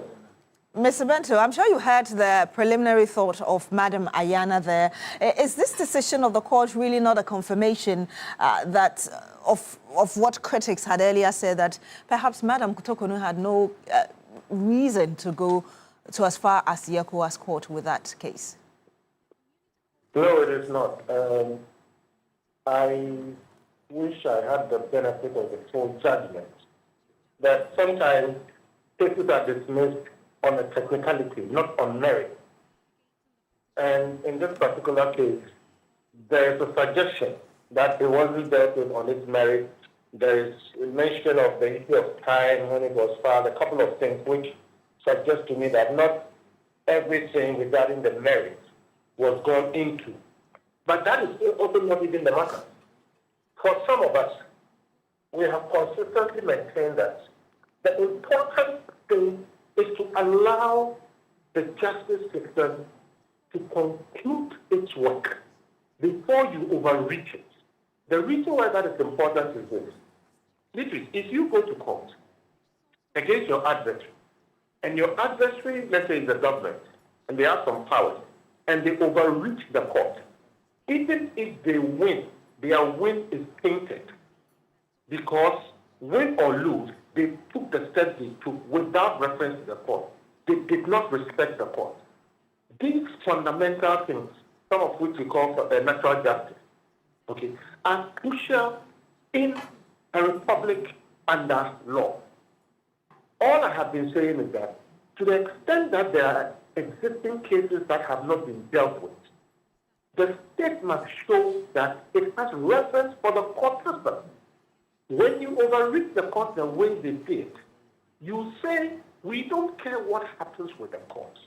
Whether it goes left or right, we are proceeding to do what we want to do. Now, that kind of attitude is wrong. And finally, let me tell you something. If you go through law school, some of the cases you study are these kinds of cases. When you hear about Riakoto today, it has to do with the excesses of government, the overreach of government, bad judgment, bad reasoning, things that fly in the face of common sense sometimes. But then at the time, people with power pull through. So the fact that you won today does not mean potentially that you can do. I personally am still saying that all of this affects Justice Bakuboni's assent to the Supreme Court as a Chief Justice. But the truth of the matter is that if it was allowed to be exhausted, we will all be better off who has these comments. I assure you that this case will be studied by law students in teachers. And not every commentary about it will be favorable to the person who won. Mr. Bento, I understand from your submission that you do not think the justice system in Ghana is fair enough. I didn't say that. I'm part of that system. But you're saying that already her basic or natural rights were breached when the state decided to go ahead with the case without respecting the court cases that were already pending. Yes, I said if somebody has a case in court, then you choose to overreach the court, you will be breaching some of the person's rights. Yes. So that's what it is. But that does not mean the justice system in Ghana is not. And still made a point that those with power are able to pull through. You don't think that's an indirect way of saying that the system favors those who are powerful and not necessarily fair? When you talk about the system, you need to define it better. Those in power have overreached the legal system. I have said that, I repeat it. It does not mean the justice system is not good. Those in power tend to do these things. Litigants or parties in a court case usually will use whatever advantage is before them. That's why we have things like injunctions, etc. And in this case, the person who was involved is the government, and they can do certain things, and they proceeded to do it. The point that I'm trying to make is that there are two types of justice in every case: procedural justice and substantive justice. The process by which justice is delivered is as important as the justice that is delivered by itself. Which is why I said, if you do not respect the process, but you even win in the end, your win is tainted. And in certain cases, even if you are the guilty party, if the process is not going through, for instance, the natural justice rules, that guilt cannot be established, even beyond reasonable doubt. Okay, so I'm saying that, look, those of us who have the benefit of law school, this is what we said. And one day, this case will be said. And not every pronouncement will be favorable to the person who won. So my call is that when we have these situations, let's let the justice system run its full course. That's it. So that could be your understanding and perhaps conclusions on what happened in Ghana. But let's go to the ECOWAS court where Madam Gertrude Tokonu eventually went to. You're saying that listening perhaps and reading the bits about what the court said, you do not think that they might have necessarily dismissed the case based on merit. But if you look at a part of what the court said, it said that the applicant's own conduct defeats her claim of imminent and irreparable harm. You don't think that that also fits to the merit of the case, which is why they dismissed it? What conduct were they referring to? Are you aware of the conduct they were referring to? I think that we've been talking about it, the press conferences, all of those things, although I'm not in the mind of the court, and of course I'm still yet to have the full complement of the judgment. I don't think you're sure of the conduct they are talking about. Okay? So, like I said, if I read the full judgment, I'll get a sense of it. But I think, or I get the sense, or I get the impression that this was not ruled entirely on merit. That's the point I'm making. Now, if you can tell me the conduct they are talking about, then we can tell whether it was ruled on merit or not. But sometimes conduct action, even the time that you file, okay, can have an effect. And if it is ruled based on some of those things, then it's not ruled on merit. It is ruled because maybe there was some process errors or whatever. You cannot also, Mr. Bento, you cannot also be fully sure that the conduct the court put in this judgment is because of time. But that's the point I'm making. The point I'm making is that I am not sure whether it was ruled on merit or it was ruled on, just technicality. So, but for me, the outcome is not the issue. I've been saying that from the beginning. It's the procedural justice. The fact that when you're in court with somebody over something which is perishable over time, you don't go ahead and overreach the court by perishing it or killing it or spoiling it. We all have to respect the system, the process, whether you are the government or not. And I will come back to you, Mr. Bento, but we do have with us in studio as well, Madam Susan Adramankwa. Let me get your preliminary thoughts. Okay, so I'm not speaking as a lawyer. This is my lay view, or this is what I have heard in terms of asking. I believe that it's not ended yet. Yes. It's just that there are preliminary objections. Both sides have been dismissed. So the court is proceeding as norm. As it should. And from what I've heard, they've said that Ghana should start with its defense. So because Ghana complained about the jurisdiction of the court, and the court dismissed that, and also upheld the human rights bits of Getru Tokono. So, this drama has not ended. It's still ongoing, and so till then, some of us, have our popcorn and we are watching and we are seeing what will happen. I think that, it's important that we some of these things are done sometimes. It provides an opportunity for us to learn lessons from it. I believe that law is always on precedents and on cases before, and they learn from it, and then that's how it grows, and that's how it's shaped so that society benefits from it. So for me, there must be said for the tenacity of the Chief Justice, the former Chief Justice, in the way she's going. I know that some people feel that, where does this end? And why doesn't she just give it up because she would lose anyway? But how do you know? We can't say that this is the end of the tunnel for her. So you disagree with those who think that she should just throw in the towel and just let bygones be bygones? But she knows best what is best for her.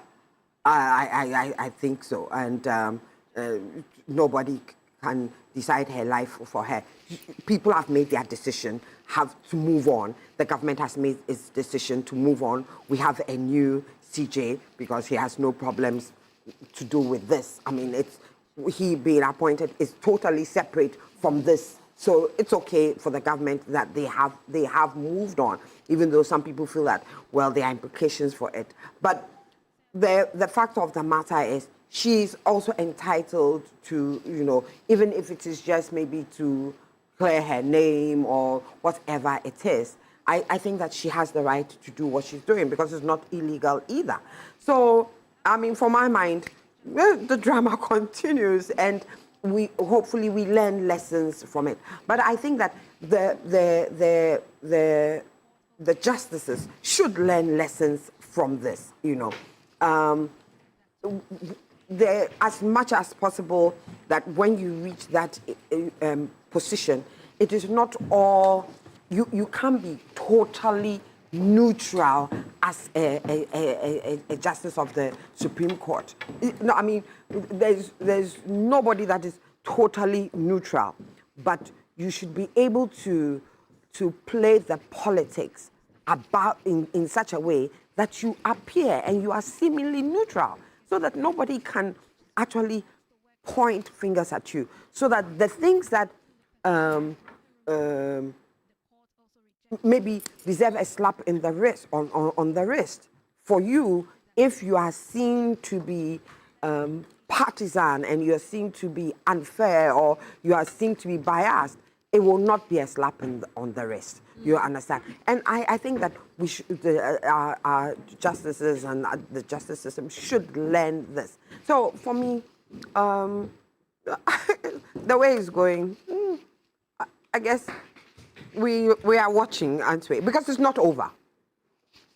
It's not over. So we're still watching. We're still watching. You keep saying that. And you even added your popcorn on standby. But do I, again, also hear you say that perhaps you think that this whole case, the political influence and interest has been very obvious, such that we've seen a display of partisan politics even from both sides?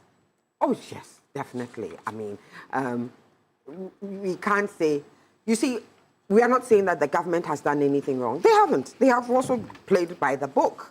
You understand? They have gone by the rules, they have played by the book, and this is the outcome. So you can't also fault them there. But we all know the background noises, or the background, or we know the, so it's a lesson for all of us. It's especially if you find yourself in a place where you are supposed to be neutral. You understand?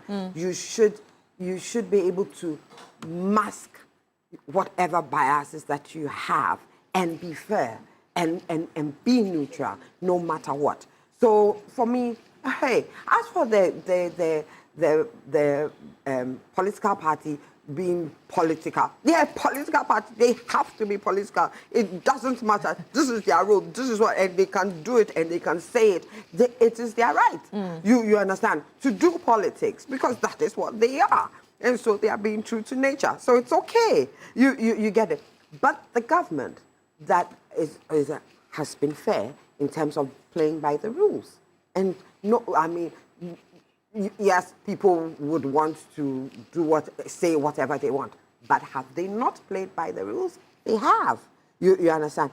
I mean, so you can't really force them. I mean, as for the issue about her husband was not allowed to sit there, I mean, it's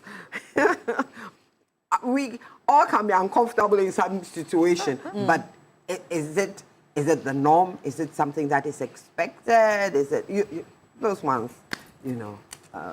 Hey. Let me acknowledge the presence of Nana Ya Champion Jantua, presidential staffer. Good morning. Good morning. Thank you for joining us. Welcome. Thank you for having me.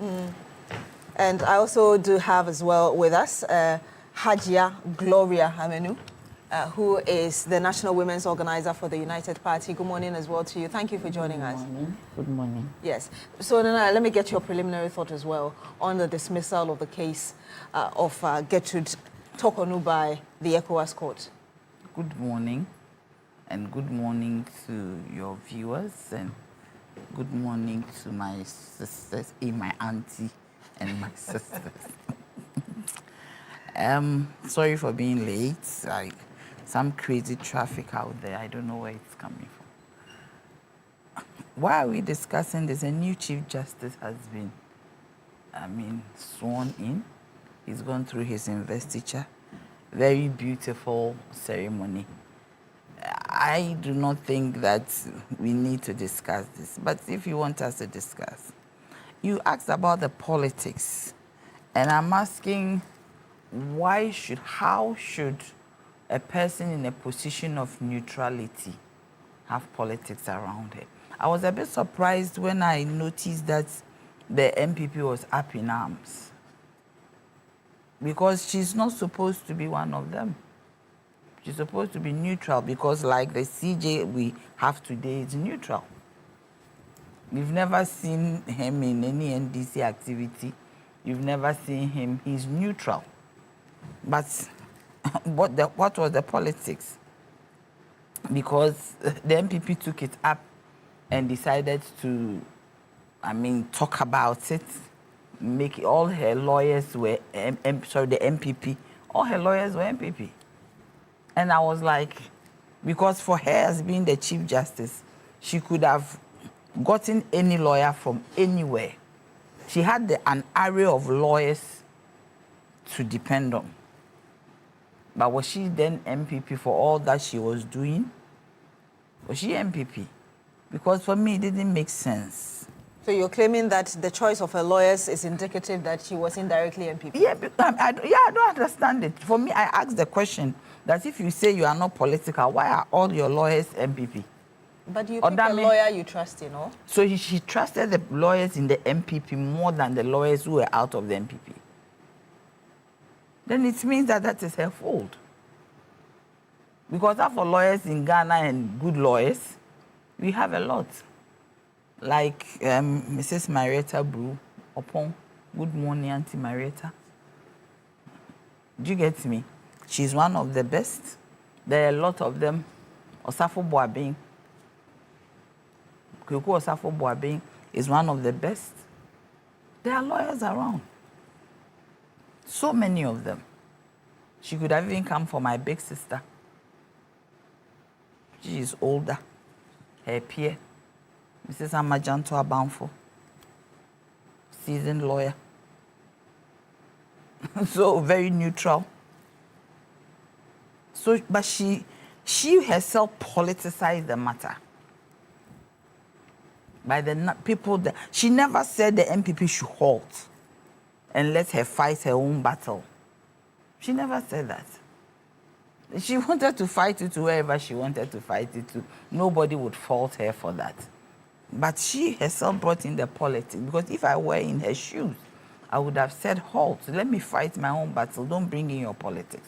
But she enjoyed the charade of the politics around her. And she wanted to create the impression that she was going because of the politics, or because they think she's political. I thought she enjoyed the charade. There are issues in there. The court said that she didn't show the timelines. It didn't show that the issues were urgent. There was no urgency to it. Now they are going to look at the issues of human rights. And for me, nobody touched her, nobody beat her. And now she should be satisfied, or she should start accepting that she's gone. But you remember what she came out with during her press conference?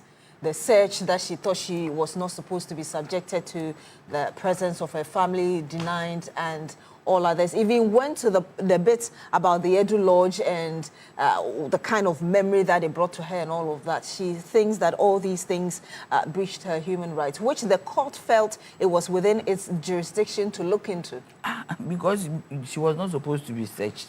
In Ghana, nobody is above the law. Why was she not supposed to be searched? If the rules laid down at that place was that as you pass through this arena, you should be searched. It's a presidential lodge or something like that. Do you get me? They didn't want to take her to the court. If you go to the Supreme Court, you see the kind of activity around there. It will not be nice for everybody to see the former Chief Justice coming in and out. They were nice to her. Do you get me? They were very nice. They didn't take her to BNI for interrogation or take her to anywhere to see ID. They took her to a beautiful place for interrogation or for whatever it is. And you see, she was amongst her own peers. And she wasn't comfortable. So where would she be comfortable? Let me ask you this, and I'll go to Hajia Gloria. Kofi Bento thinks that... Where is he? Is he here? He's on the phone. Yeah, okay. So hopefully he rejoins us again just to get his final thoughts on it. But he's basically saying that, I mean, the country perhaps wasn't fair to her because while she was in court, we still went ahead and continued with the process of installing a new Chief Justice as if there was nothing the country in court. Kofi, please, I beg you, don't, this morning, I beg you. You are my brother, don't start. That the country should wait for her. When the process has ended and the conclusion has come in, that this is it, she's gone, the president has assented, we should wait for her. The country should wait for until Esaba. Because of what? I mean, I don't understand it all. So we shouldn't have a Chief Justice, we should have an acting Chief Justice whose jurisdiction maybe cannot go beyond certain cases because the person is acting. Wait for Auntie Zaba. I mean, how? I don't understand what Kofi is talking about. Maybe that's Kofi's client, so he has to get his fees. But seriously, this one, it is not tenable that the country is bigger than any human being therein. Do you get me? So as long as this country is bigger than any human being and more important than any human being therein, when it comes to Ghana, the country called Ghana and its people, they are more important than any one single human being. Let me get your thoughts, Madam Hajia Amenu. Yes. Greetings to everybody, especially Honorable Chief Alan Shemanting. Happy birthday to Honorable Hopes in Adoye. Hey. Today is his birthday. Yes, wow, happy birthday. Adoye. Yes. Commander One, happy birthday to you. Happy birthday. Yes, so my comment on this issue is very, very, very simple. I think this issue, just like my mommy was saying, should be done with by now. And she should realize that it's all over. Somebody has been appointed and she's been replaced. Yes, it's her human rights. From the beginning, I gave her applause saying that she was very brave, fighting for her human rights, and we as women are supporting her. But yes, it's been done with. So I think she should allow bygones to be bygones and then move on. And there is more work to be done. Once there's someone who has been appointed, and we are all looking at our system, our judicial system in Ghana. We are looking up to the newly appointed, and he has served the country very well for so many years, 17 years. I think that President John Dramani Mahama has done so well. Well, 17 years at the bar, at the bar, yes. At the Supreme Court, but more than that. Yes, at the Supreme Court. So he's done his time. Yes, it's now his time. And he has been maltreated. And he didn't go to human rights. He didn't go to human rights. If she can finish with the point, and then I'll come to you. Nanaya wants to capture it. Okay. No, sorry. So he's really done well. And I think it's his time, 1 year to prove himself. And then 1 year that Ghanaians are all expecting him to deliver. We look at our judicial system going down. Ghanaians are losing hope in justice system nowadays. If you look at all the research that are coming up now, you realize that we are looking up to so many things. How can somebody be in Ghana here and will still maybe a goods, a phone, and will have so many years, whilst people at the higher tables are being given pardons here and there? So we are looking up to him doing greater things for us. I think our sisters should just drink water and rest for now, and we'll always acknowledge her in history. But the battle or the road has ended. From what we are all seeing, the road has ended for her. But so the ECOWAS court is still waiting to look into the human rights issues that she submitted as well. Yes, everybody has human rights. Everyone here has the right to a certain extent. So yes, she may be looking for her $10 million or 10 million cedis. It's not small money. A number so of cash, I mean, to the daughter, the husband. Yes, so she money to them. No, compensation. Compensation. Oh, yes. okay. I thought you meant No, yes. The compensation is maybe what she's fighting for. What she asked for? $10 million. It was dollars. Oh, I thought that our bank governor says we shouldn't say anything in dollars. In dollars. And she she prefers the dollars. That would make the money a little bit small. If it's Ghana cedis, it will look huge. So she's fighting for that, maybe. So she has every right to go fight for. But in Ghana, we will not forget her. She's still in history.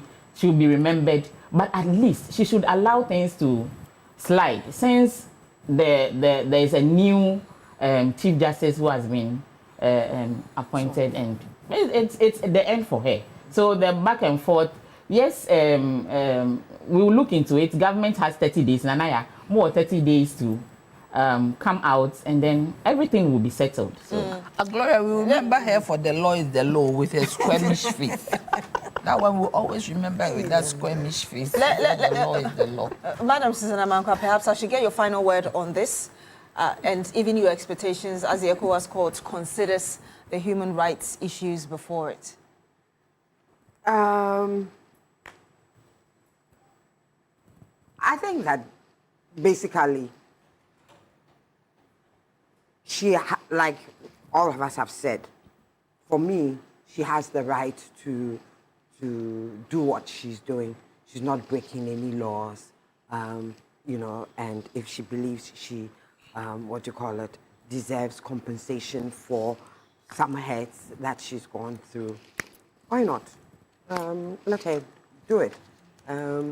You see, the sweetness of the pudding is in the eating. She feels it. She knows it. This is her of the thing. We've moved on. We have a new Chief Justice. Nothing is going to change that. That is also an established fact. You understand? But she wants to do that. Whether it's a futile exercise or not, it will come to an end at some point in time. You understand? I think it will come to some end in some point in time. It can't go on ad infinitum. So, for me, hey, it's it doesn't.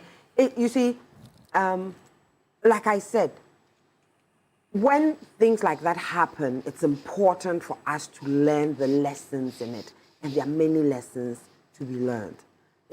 So we take it and we learn the lessons.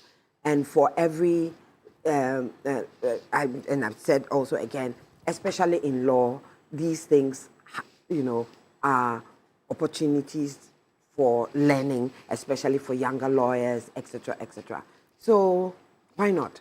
If we are going to learn something from it, let it go on, or it is going on. And so let's make the best out of it in terms of learning things from it. Maybe not the way to go, you know. I'm a researcher. Sometimes you do something and you may not get the results you want, but it also shows you that this is not the way to go. Indeed. You know, and there are other ways to go. So, hey. You're waiting for what is next? We're waiting for what is next. Madam Ayana. Oh, well, I think we'll be waiting. And, you know, talking about human rights, you know, the one question I would like to ask her, did Domin get human rights? Did he get any compensation? Domin stayed at home, you understand? And after he got the age of retirement, he was then told that he didn't err.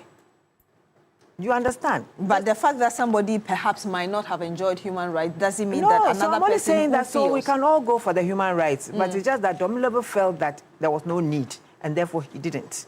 That's why you understand. That's why he's Domin. Yes. And she says, you know, and then also talking about human rights, talking about all the issues, and you're talking about Edu Lodge and all that. Edu Lodge, from what we were told, was where her uncle was supposed to have been taken, blah, blah, which later on we found out was not even the real story. But then that also makes us ask questions. So is that why you were so hard on NDC? Later on, we all got to know. I didn't know that her uncle was even blah, blah, blah. You get what I'm saying? So there are so many things. If Madam Tokonu wants the game to be that way, I think so many people also have questions that they can also ask her. But I think that they have also decided to keep quiet, you know, so that the country can move forward. And that's exactly what we expect. That she has been a mother of the judicial system, and it has worked. Somebody was jumped over for her to be. Because at the end of the day, looking at the judicial service, she was not the oldest. But then people like the present Chief Justice was left, and she was appointed. But they didn't even go to court to talk about any human rights issues or the fact that they felt that they deserved it. It was the prerogative of the president, and the president made her Chief Justice. The same way, somebody else has been given that opportunity. What was done to you and you took in, somebody else has also gotten that favor. So allow for things to rule and let everybody just lie low. That's all there is. That's all we are asking. We want to be able to say that this is our ex or our former Chief Justice. You understand? She left and there was no drama. But with all this drama going on, you go to the market now and they are like, oh, Etowo, we are tired of her. Let's not get there. That's all we are saying. And as usual, Benson will come and say, I'm talking out of emotions. But emotions come into... He hasn't said that today. He hasn't said that today. He said that the first time. You can't come and say that. He hasn't said that today. But he said that the last time. He told me and we dealt with it. He told me that. He hasn't said that. He's actually here to rejoin us on the line again. Yes, he should. So I'm just saying that I'm not talking out of emotions. I'm just saying that this is what is expected of a matured woman who has held this country together, you know, through the judicial system. We want to see her go, and we want to be able to see her with that respect and dignity and all that goes with it. But you know, this whole hula-baloo of going, coming, at the end of the day, if you don't get it, what next? But the ECOWAS court is still upholding the bits about human rights. What are your expectations? Yeah, I think that one is also going to be thrown out. You think it will be thrown out? Because I don't think that human rights has been violated. What's the violation in this? Is it the fact that her husband could not go in there, or the fact that she was searched? That's what we're saying. Every Ghanaian is searched. And then the Constitution says just camera. They didn't say that your husband and everybody we should have it public. You understand? So all these things, what's the violation? And is it that she feels that she was unfairly treated to have been kicked out, and maybe she didn't get a fair hearing or whatever? I don't think that the fair hearing had to do with the Chief Justice. That one she has accepted, that she's gone. So it's finished. It's finished. Nanaya Jantua. What is this human rights thing? Did anybody touch her? Did anybody insult her? Abuse, verbal, physical? Did anybody say that she's not worthy of anything? I mean, being searched, then it means that every Ghanaian who has has flown out of this country using an airline, their human rights has been breached. Because when you go to the airport, you are searched. And sometimes I feel uncomfortable that women are touching me. Do you get me? I tell them they should bring a man because of everything that is going on in this world. But a woman will be touching you. Is that a violation of human rights? It's not. Let me get your preliminary thought on the special prosecutor and the fact that we're told that Ken Ofori-Atta has now been... Who is that? Special prosecutor in Ken Ofori-Atta.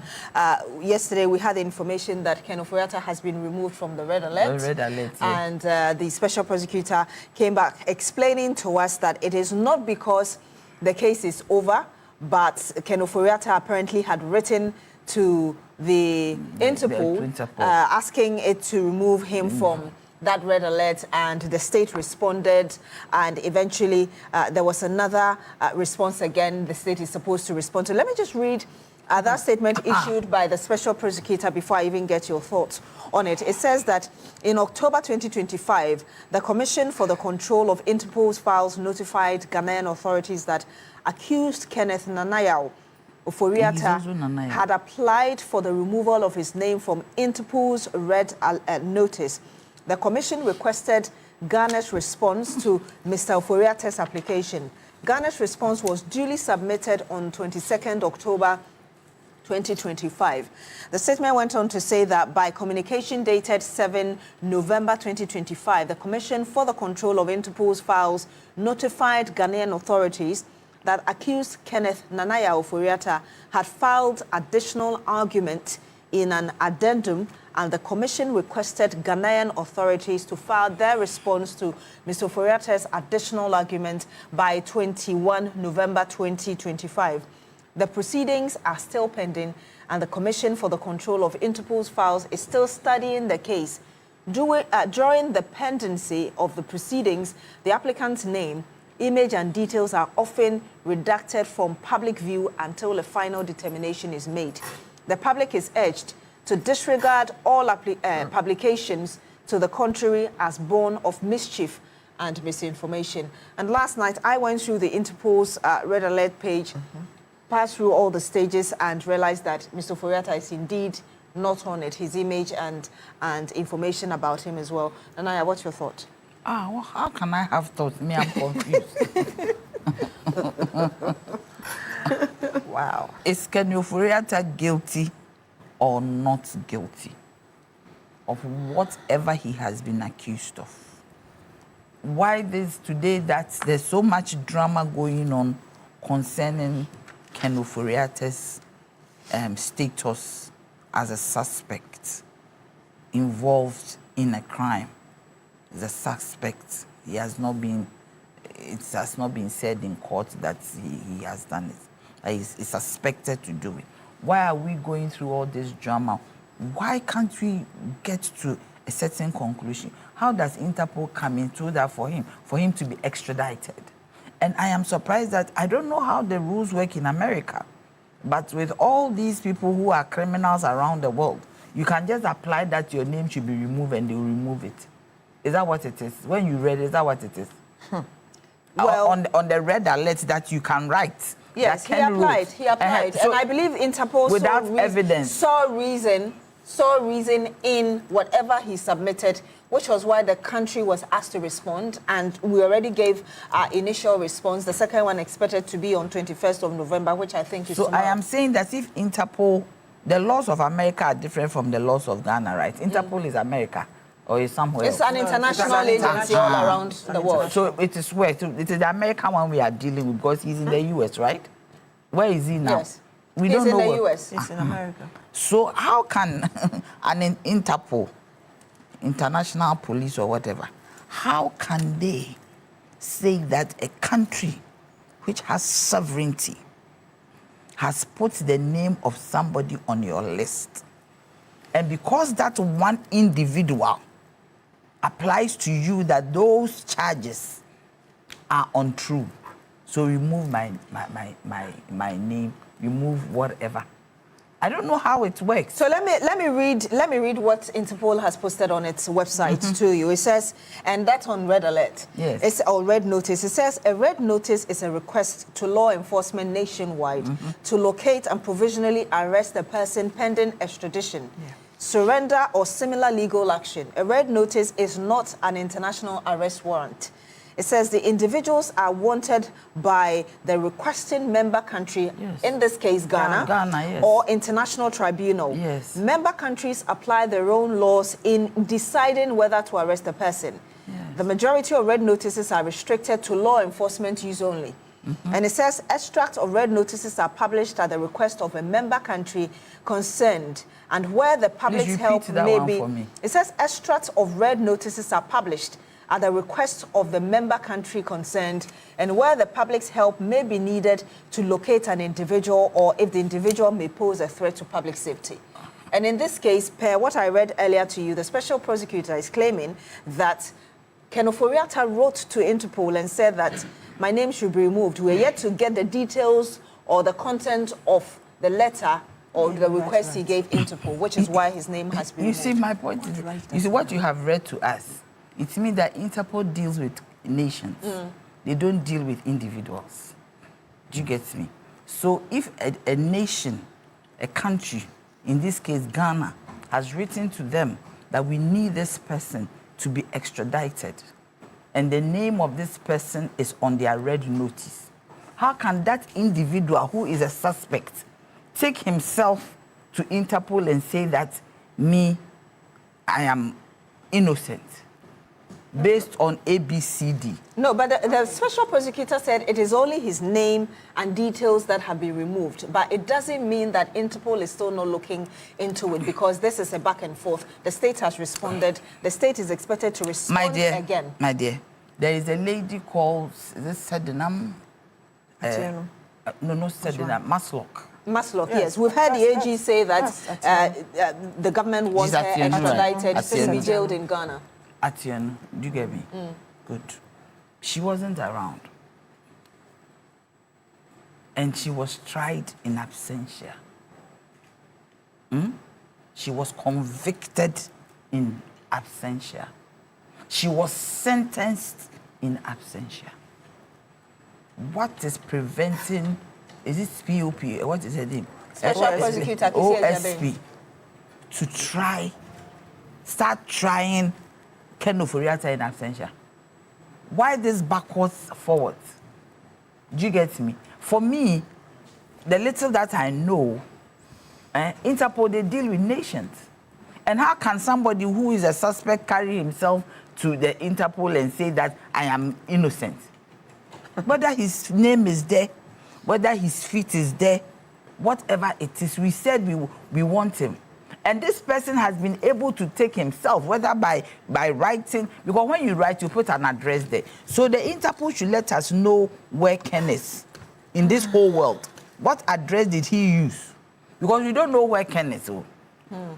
He's gone a wall. We don't know where he is. So you see, this will be a good source for OSP. That Ken wrote to them, and he put an address there. He put a telephone number, so he should bring it. So if Interpol cannot extradite him, we will use that address to bring him home. We'll go and locate him in wherever he is. The special prosecutor held a press conference recently. He likes holding press conferences in too terms much. of the extradition. Every day he's doing press. We don't want press conference. We want him to act. The talking has become too much. So you asked a question about extradition, and yes, you gave recent information that the special prosecutor, the office was already collaborating with authorities in the U.S. Who are the authorities? You see, when you see you have a criminal, the U.S., they don't like criminals, especially Trump.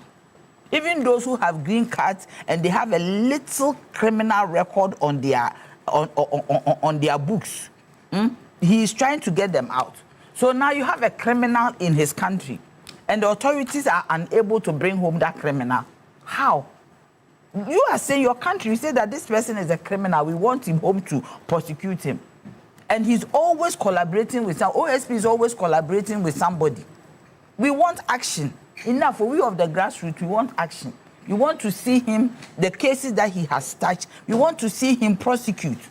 And your press conference, we don't want press conference anymore. Madam Susan Amankwa, your thoughts?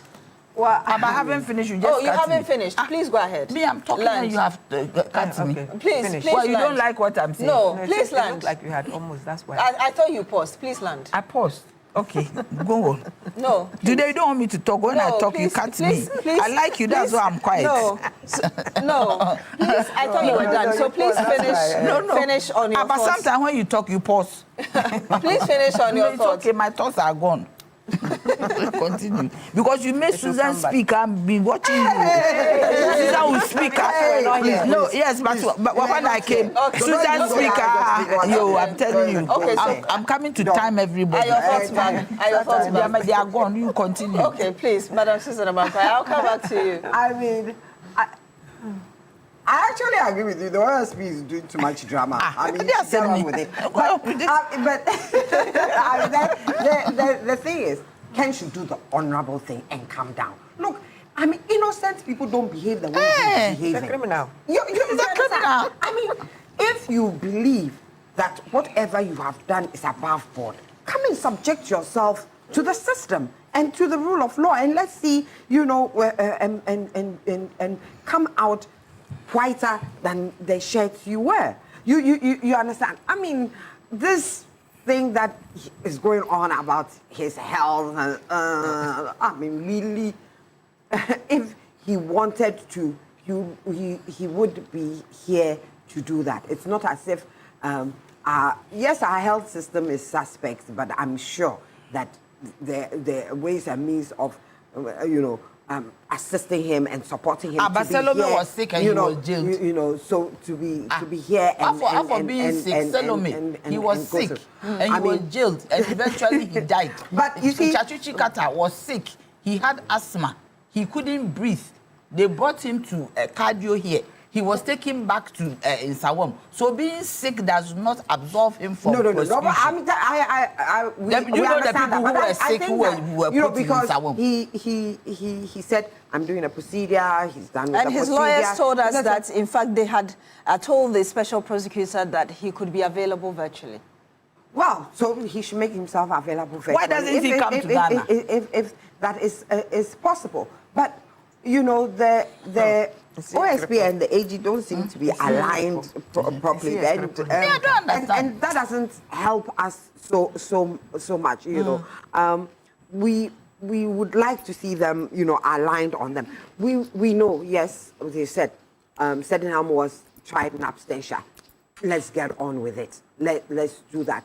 These days, you don't need to have the person physically to be present to do certain things. So if the man is going to do dodgy, but he's willing to do it virtually, then let's get it done.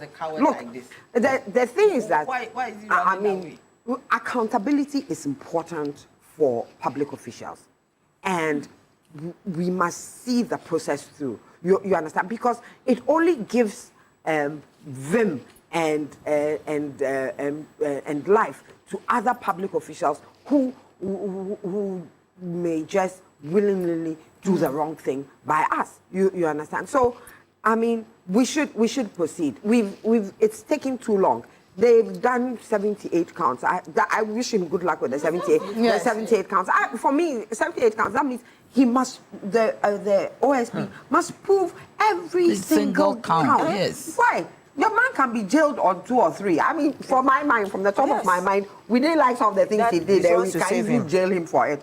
But hey, I'm not a lawyer. I'm just an ordinary person on the streets. But I think that the OSP is giving himself too huge a task. You understand? If the man is guilty, I think that it can all be condensed to a few, you know, a few that you are so sure that this one, beyond reasonable doubt, the man will account for his sins against the country. You understand? And let's move on with it, because we want to see accountability, and we want to see public officials who take us for granted punished. You understand? So it should be a deterrent to other people. So the OSP should move on. He should move on. Hajia Gloria. Yeah, so on this issue, very, very serious, because somebody who has 78 cases, account is being pampered.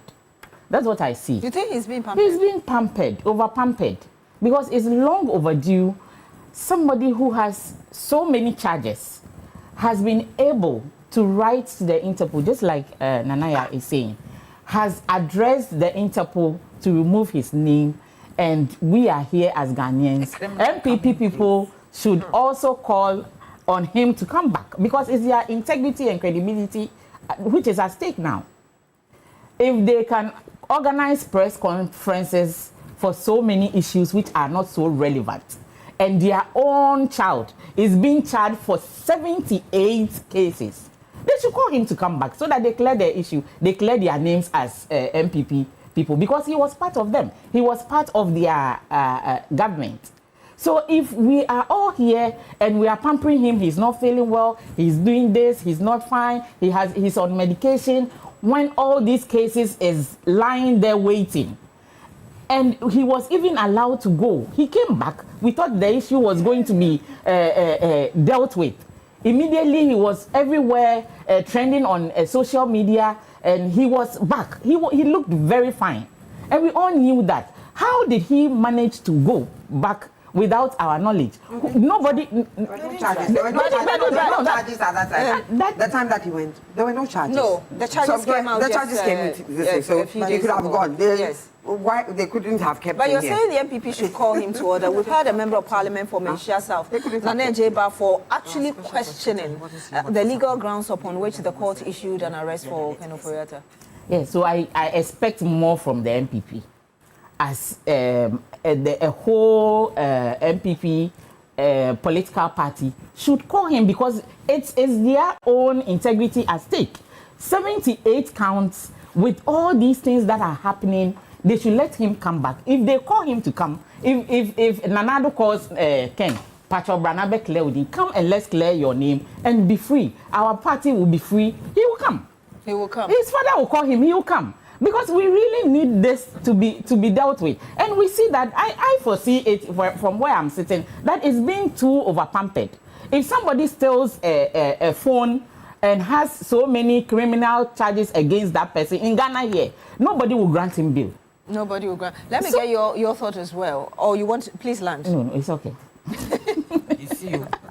Same. Please, let me get. We're running out of time. When they're running out of time, when the energy is there, you cut the person. We're running out of time. Forgive me, but let me get Madam Ayana's thought on this one. I just want to appeal to Accra, Ken Oforiatta. Accra, we are not cowards, so wherever you are, you better come back and answer the questions. You are one of them. Yes, I'm an Accra. I never knew. So you better come back. Come and remove this stain that you've put on us. As if we are cowards or we are corrupt people. We are not. Please come back. But let's look at the special prosecutor. You know, I was just telling Susan, even though we were not in power at that time, I mean, like, they were not in power, the NDC was hanging on. As special prosecutor, he knew what was happening in this country. He must have been taking notes as to what was happening in this country, so that you know the criminals that are here, whatever information that was coming, he should have known. So, on your list, you didn't have Ken Oforiatta there. On his list, or he didn't make any lists. As special prosecutor, somebody who's supposed to be out there looking for corrupt officials. And we had been talking, oh, Ken Oforiatta is corrupt, Ken Oforiatta has done this. So he didn't even put his name anywhere to the extent that he would be looking out for him. But he did. He was looking out for him from the information we are having now. Because we are told by him that when he got to BNI, is it BNI? NIB. Nobody was willing to help him, which means that he took some notes. He made an attempt. He made an attempt. So all I'm trying to say is that he knew that this person was a wanted person, but why did he let him go? Why didn't he tell us Ghanaians that the person I'm looking for, he's going home? So you think that he should be blamed for the absence of Ken Oforiatta in Ghana? Yes, we should blame him. But he was even defending He should have told us. In the beginning. You know, if he had told us, we would have massed up at the airport to wait for him to come. Yes. You understand? But he didn't tell us. You understand what I'm saying? So all I'm trying to say is that this special prosecutor is not a serious one. He's not serious? No, he's not serious. He's not. So all the things he's been saying, you've charged these people 2021. Special prosecutor. How many people has he prosecuted and jailed? How many? Tell me. How much money haven't we spent on him? What have we gotten out of his office? That's all that we are asking. I mean, at the moment, Ghanaians are mad. We are crazy. You want justice? Angry. Because we cannot spend this kind of money, and at the end of the day, not even one person has been sent to jail. Not even one person can we see has had a case that has gone to the end. Why? Why, you ask? But let me read some messages from Simon Yen Was. It says, Beatrice, on Tokonu's ECOWAS court ruling, I just wish to plead with my mother, Tokonu, to let sleeping dogs lie and stay as much as possible out of the media under the current circumstances. As for Kofi Bento, his argument cannot hold water, so the country should continue to do with an acting CJ simply because someone is adjudicating a case in court. Big no, Mr. Bento. My second appeal is to His Excellency the President John Dramani Mahama, whose kindness cannot be disputed at all. He should temper justice with mercy. Mr. President should please ignore the people behind pushing the former CJ and sinking her deeper and deeper. Your Excellency, kindly consider Mother Tokonu for her retirement benefits, please. That's from Simon Yen. And a number of you... Simon, she didn't retire. A number of times she didn't retire. And she opted not to retire. So she has no retirement benefit. He's just pleading. No, but you can't. That's against the law. Stop that thing. No, it's against the law. It's against the law. Because she didn't retire. We should stop that thing. And let me just read. Where does it end? So I do something and my office sacks me, and then somebody goes to plead and says that, oh, because there is a Buka John. He says Nanaya is the only one more clear with her submission, broken down in simple terms. What do you mean? Okay, a lot more of you sending us your messages. I'm sorry we're unable to read all of them. So special prosecutor must be up and doing. We want to see action with this up and doing. Well, pack up your day with Milky Way, the Milky Way with a rich, smooth taste of peck milk shortcake. It is pure delight, and you can see the flavors all here. We have coconut, we have, different flavors as you can see on your screen. We have chocolate and others. So just go grab one and enjoy. And are you also looking for a university that will prepare your child for the future? Then Academic City University is the best choice for you. At Academic City, we do not just teach, we nurture creators, innovators, and leaders who shape tomorrow's world. We offer undergraduate programs in engineering, computational sciences, business and communication arts, and our BSc in artificial intelligence and robotics engineering are the first and only one of its kind in sub-Saharan Africa. With world-class facilities and industry-experienced faculty, students do not just learn the latest technology, they actually create it. And for working professionals and young graduates, we have got you covered as well with our MSc programs in cybersecurity and data science analytics, as well as our professional certificates programs.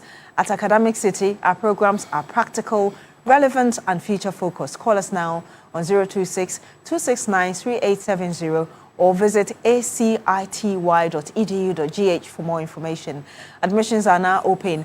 Academic City, make your mark. And that will be it for the big issue. Thank you very much, Bellberry, for my costume. Bellberry, located adjacent to the Chado Gold filling station. Stay with us. We're back with more. Producer.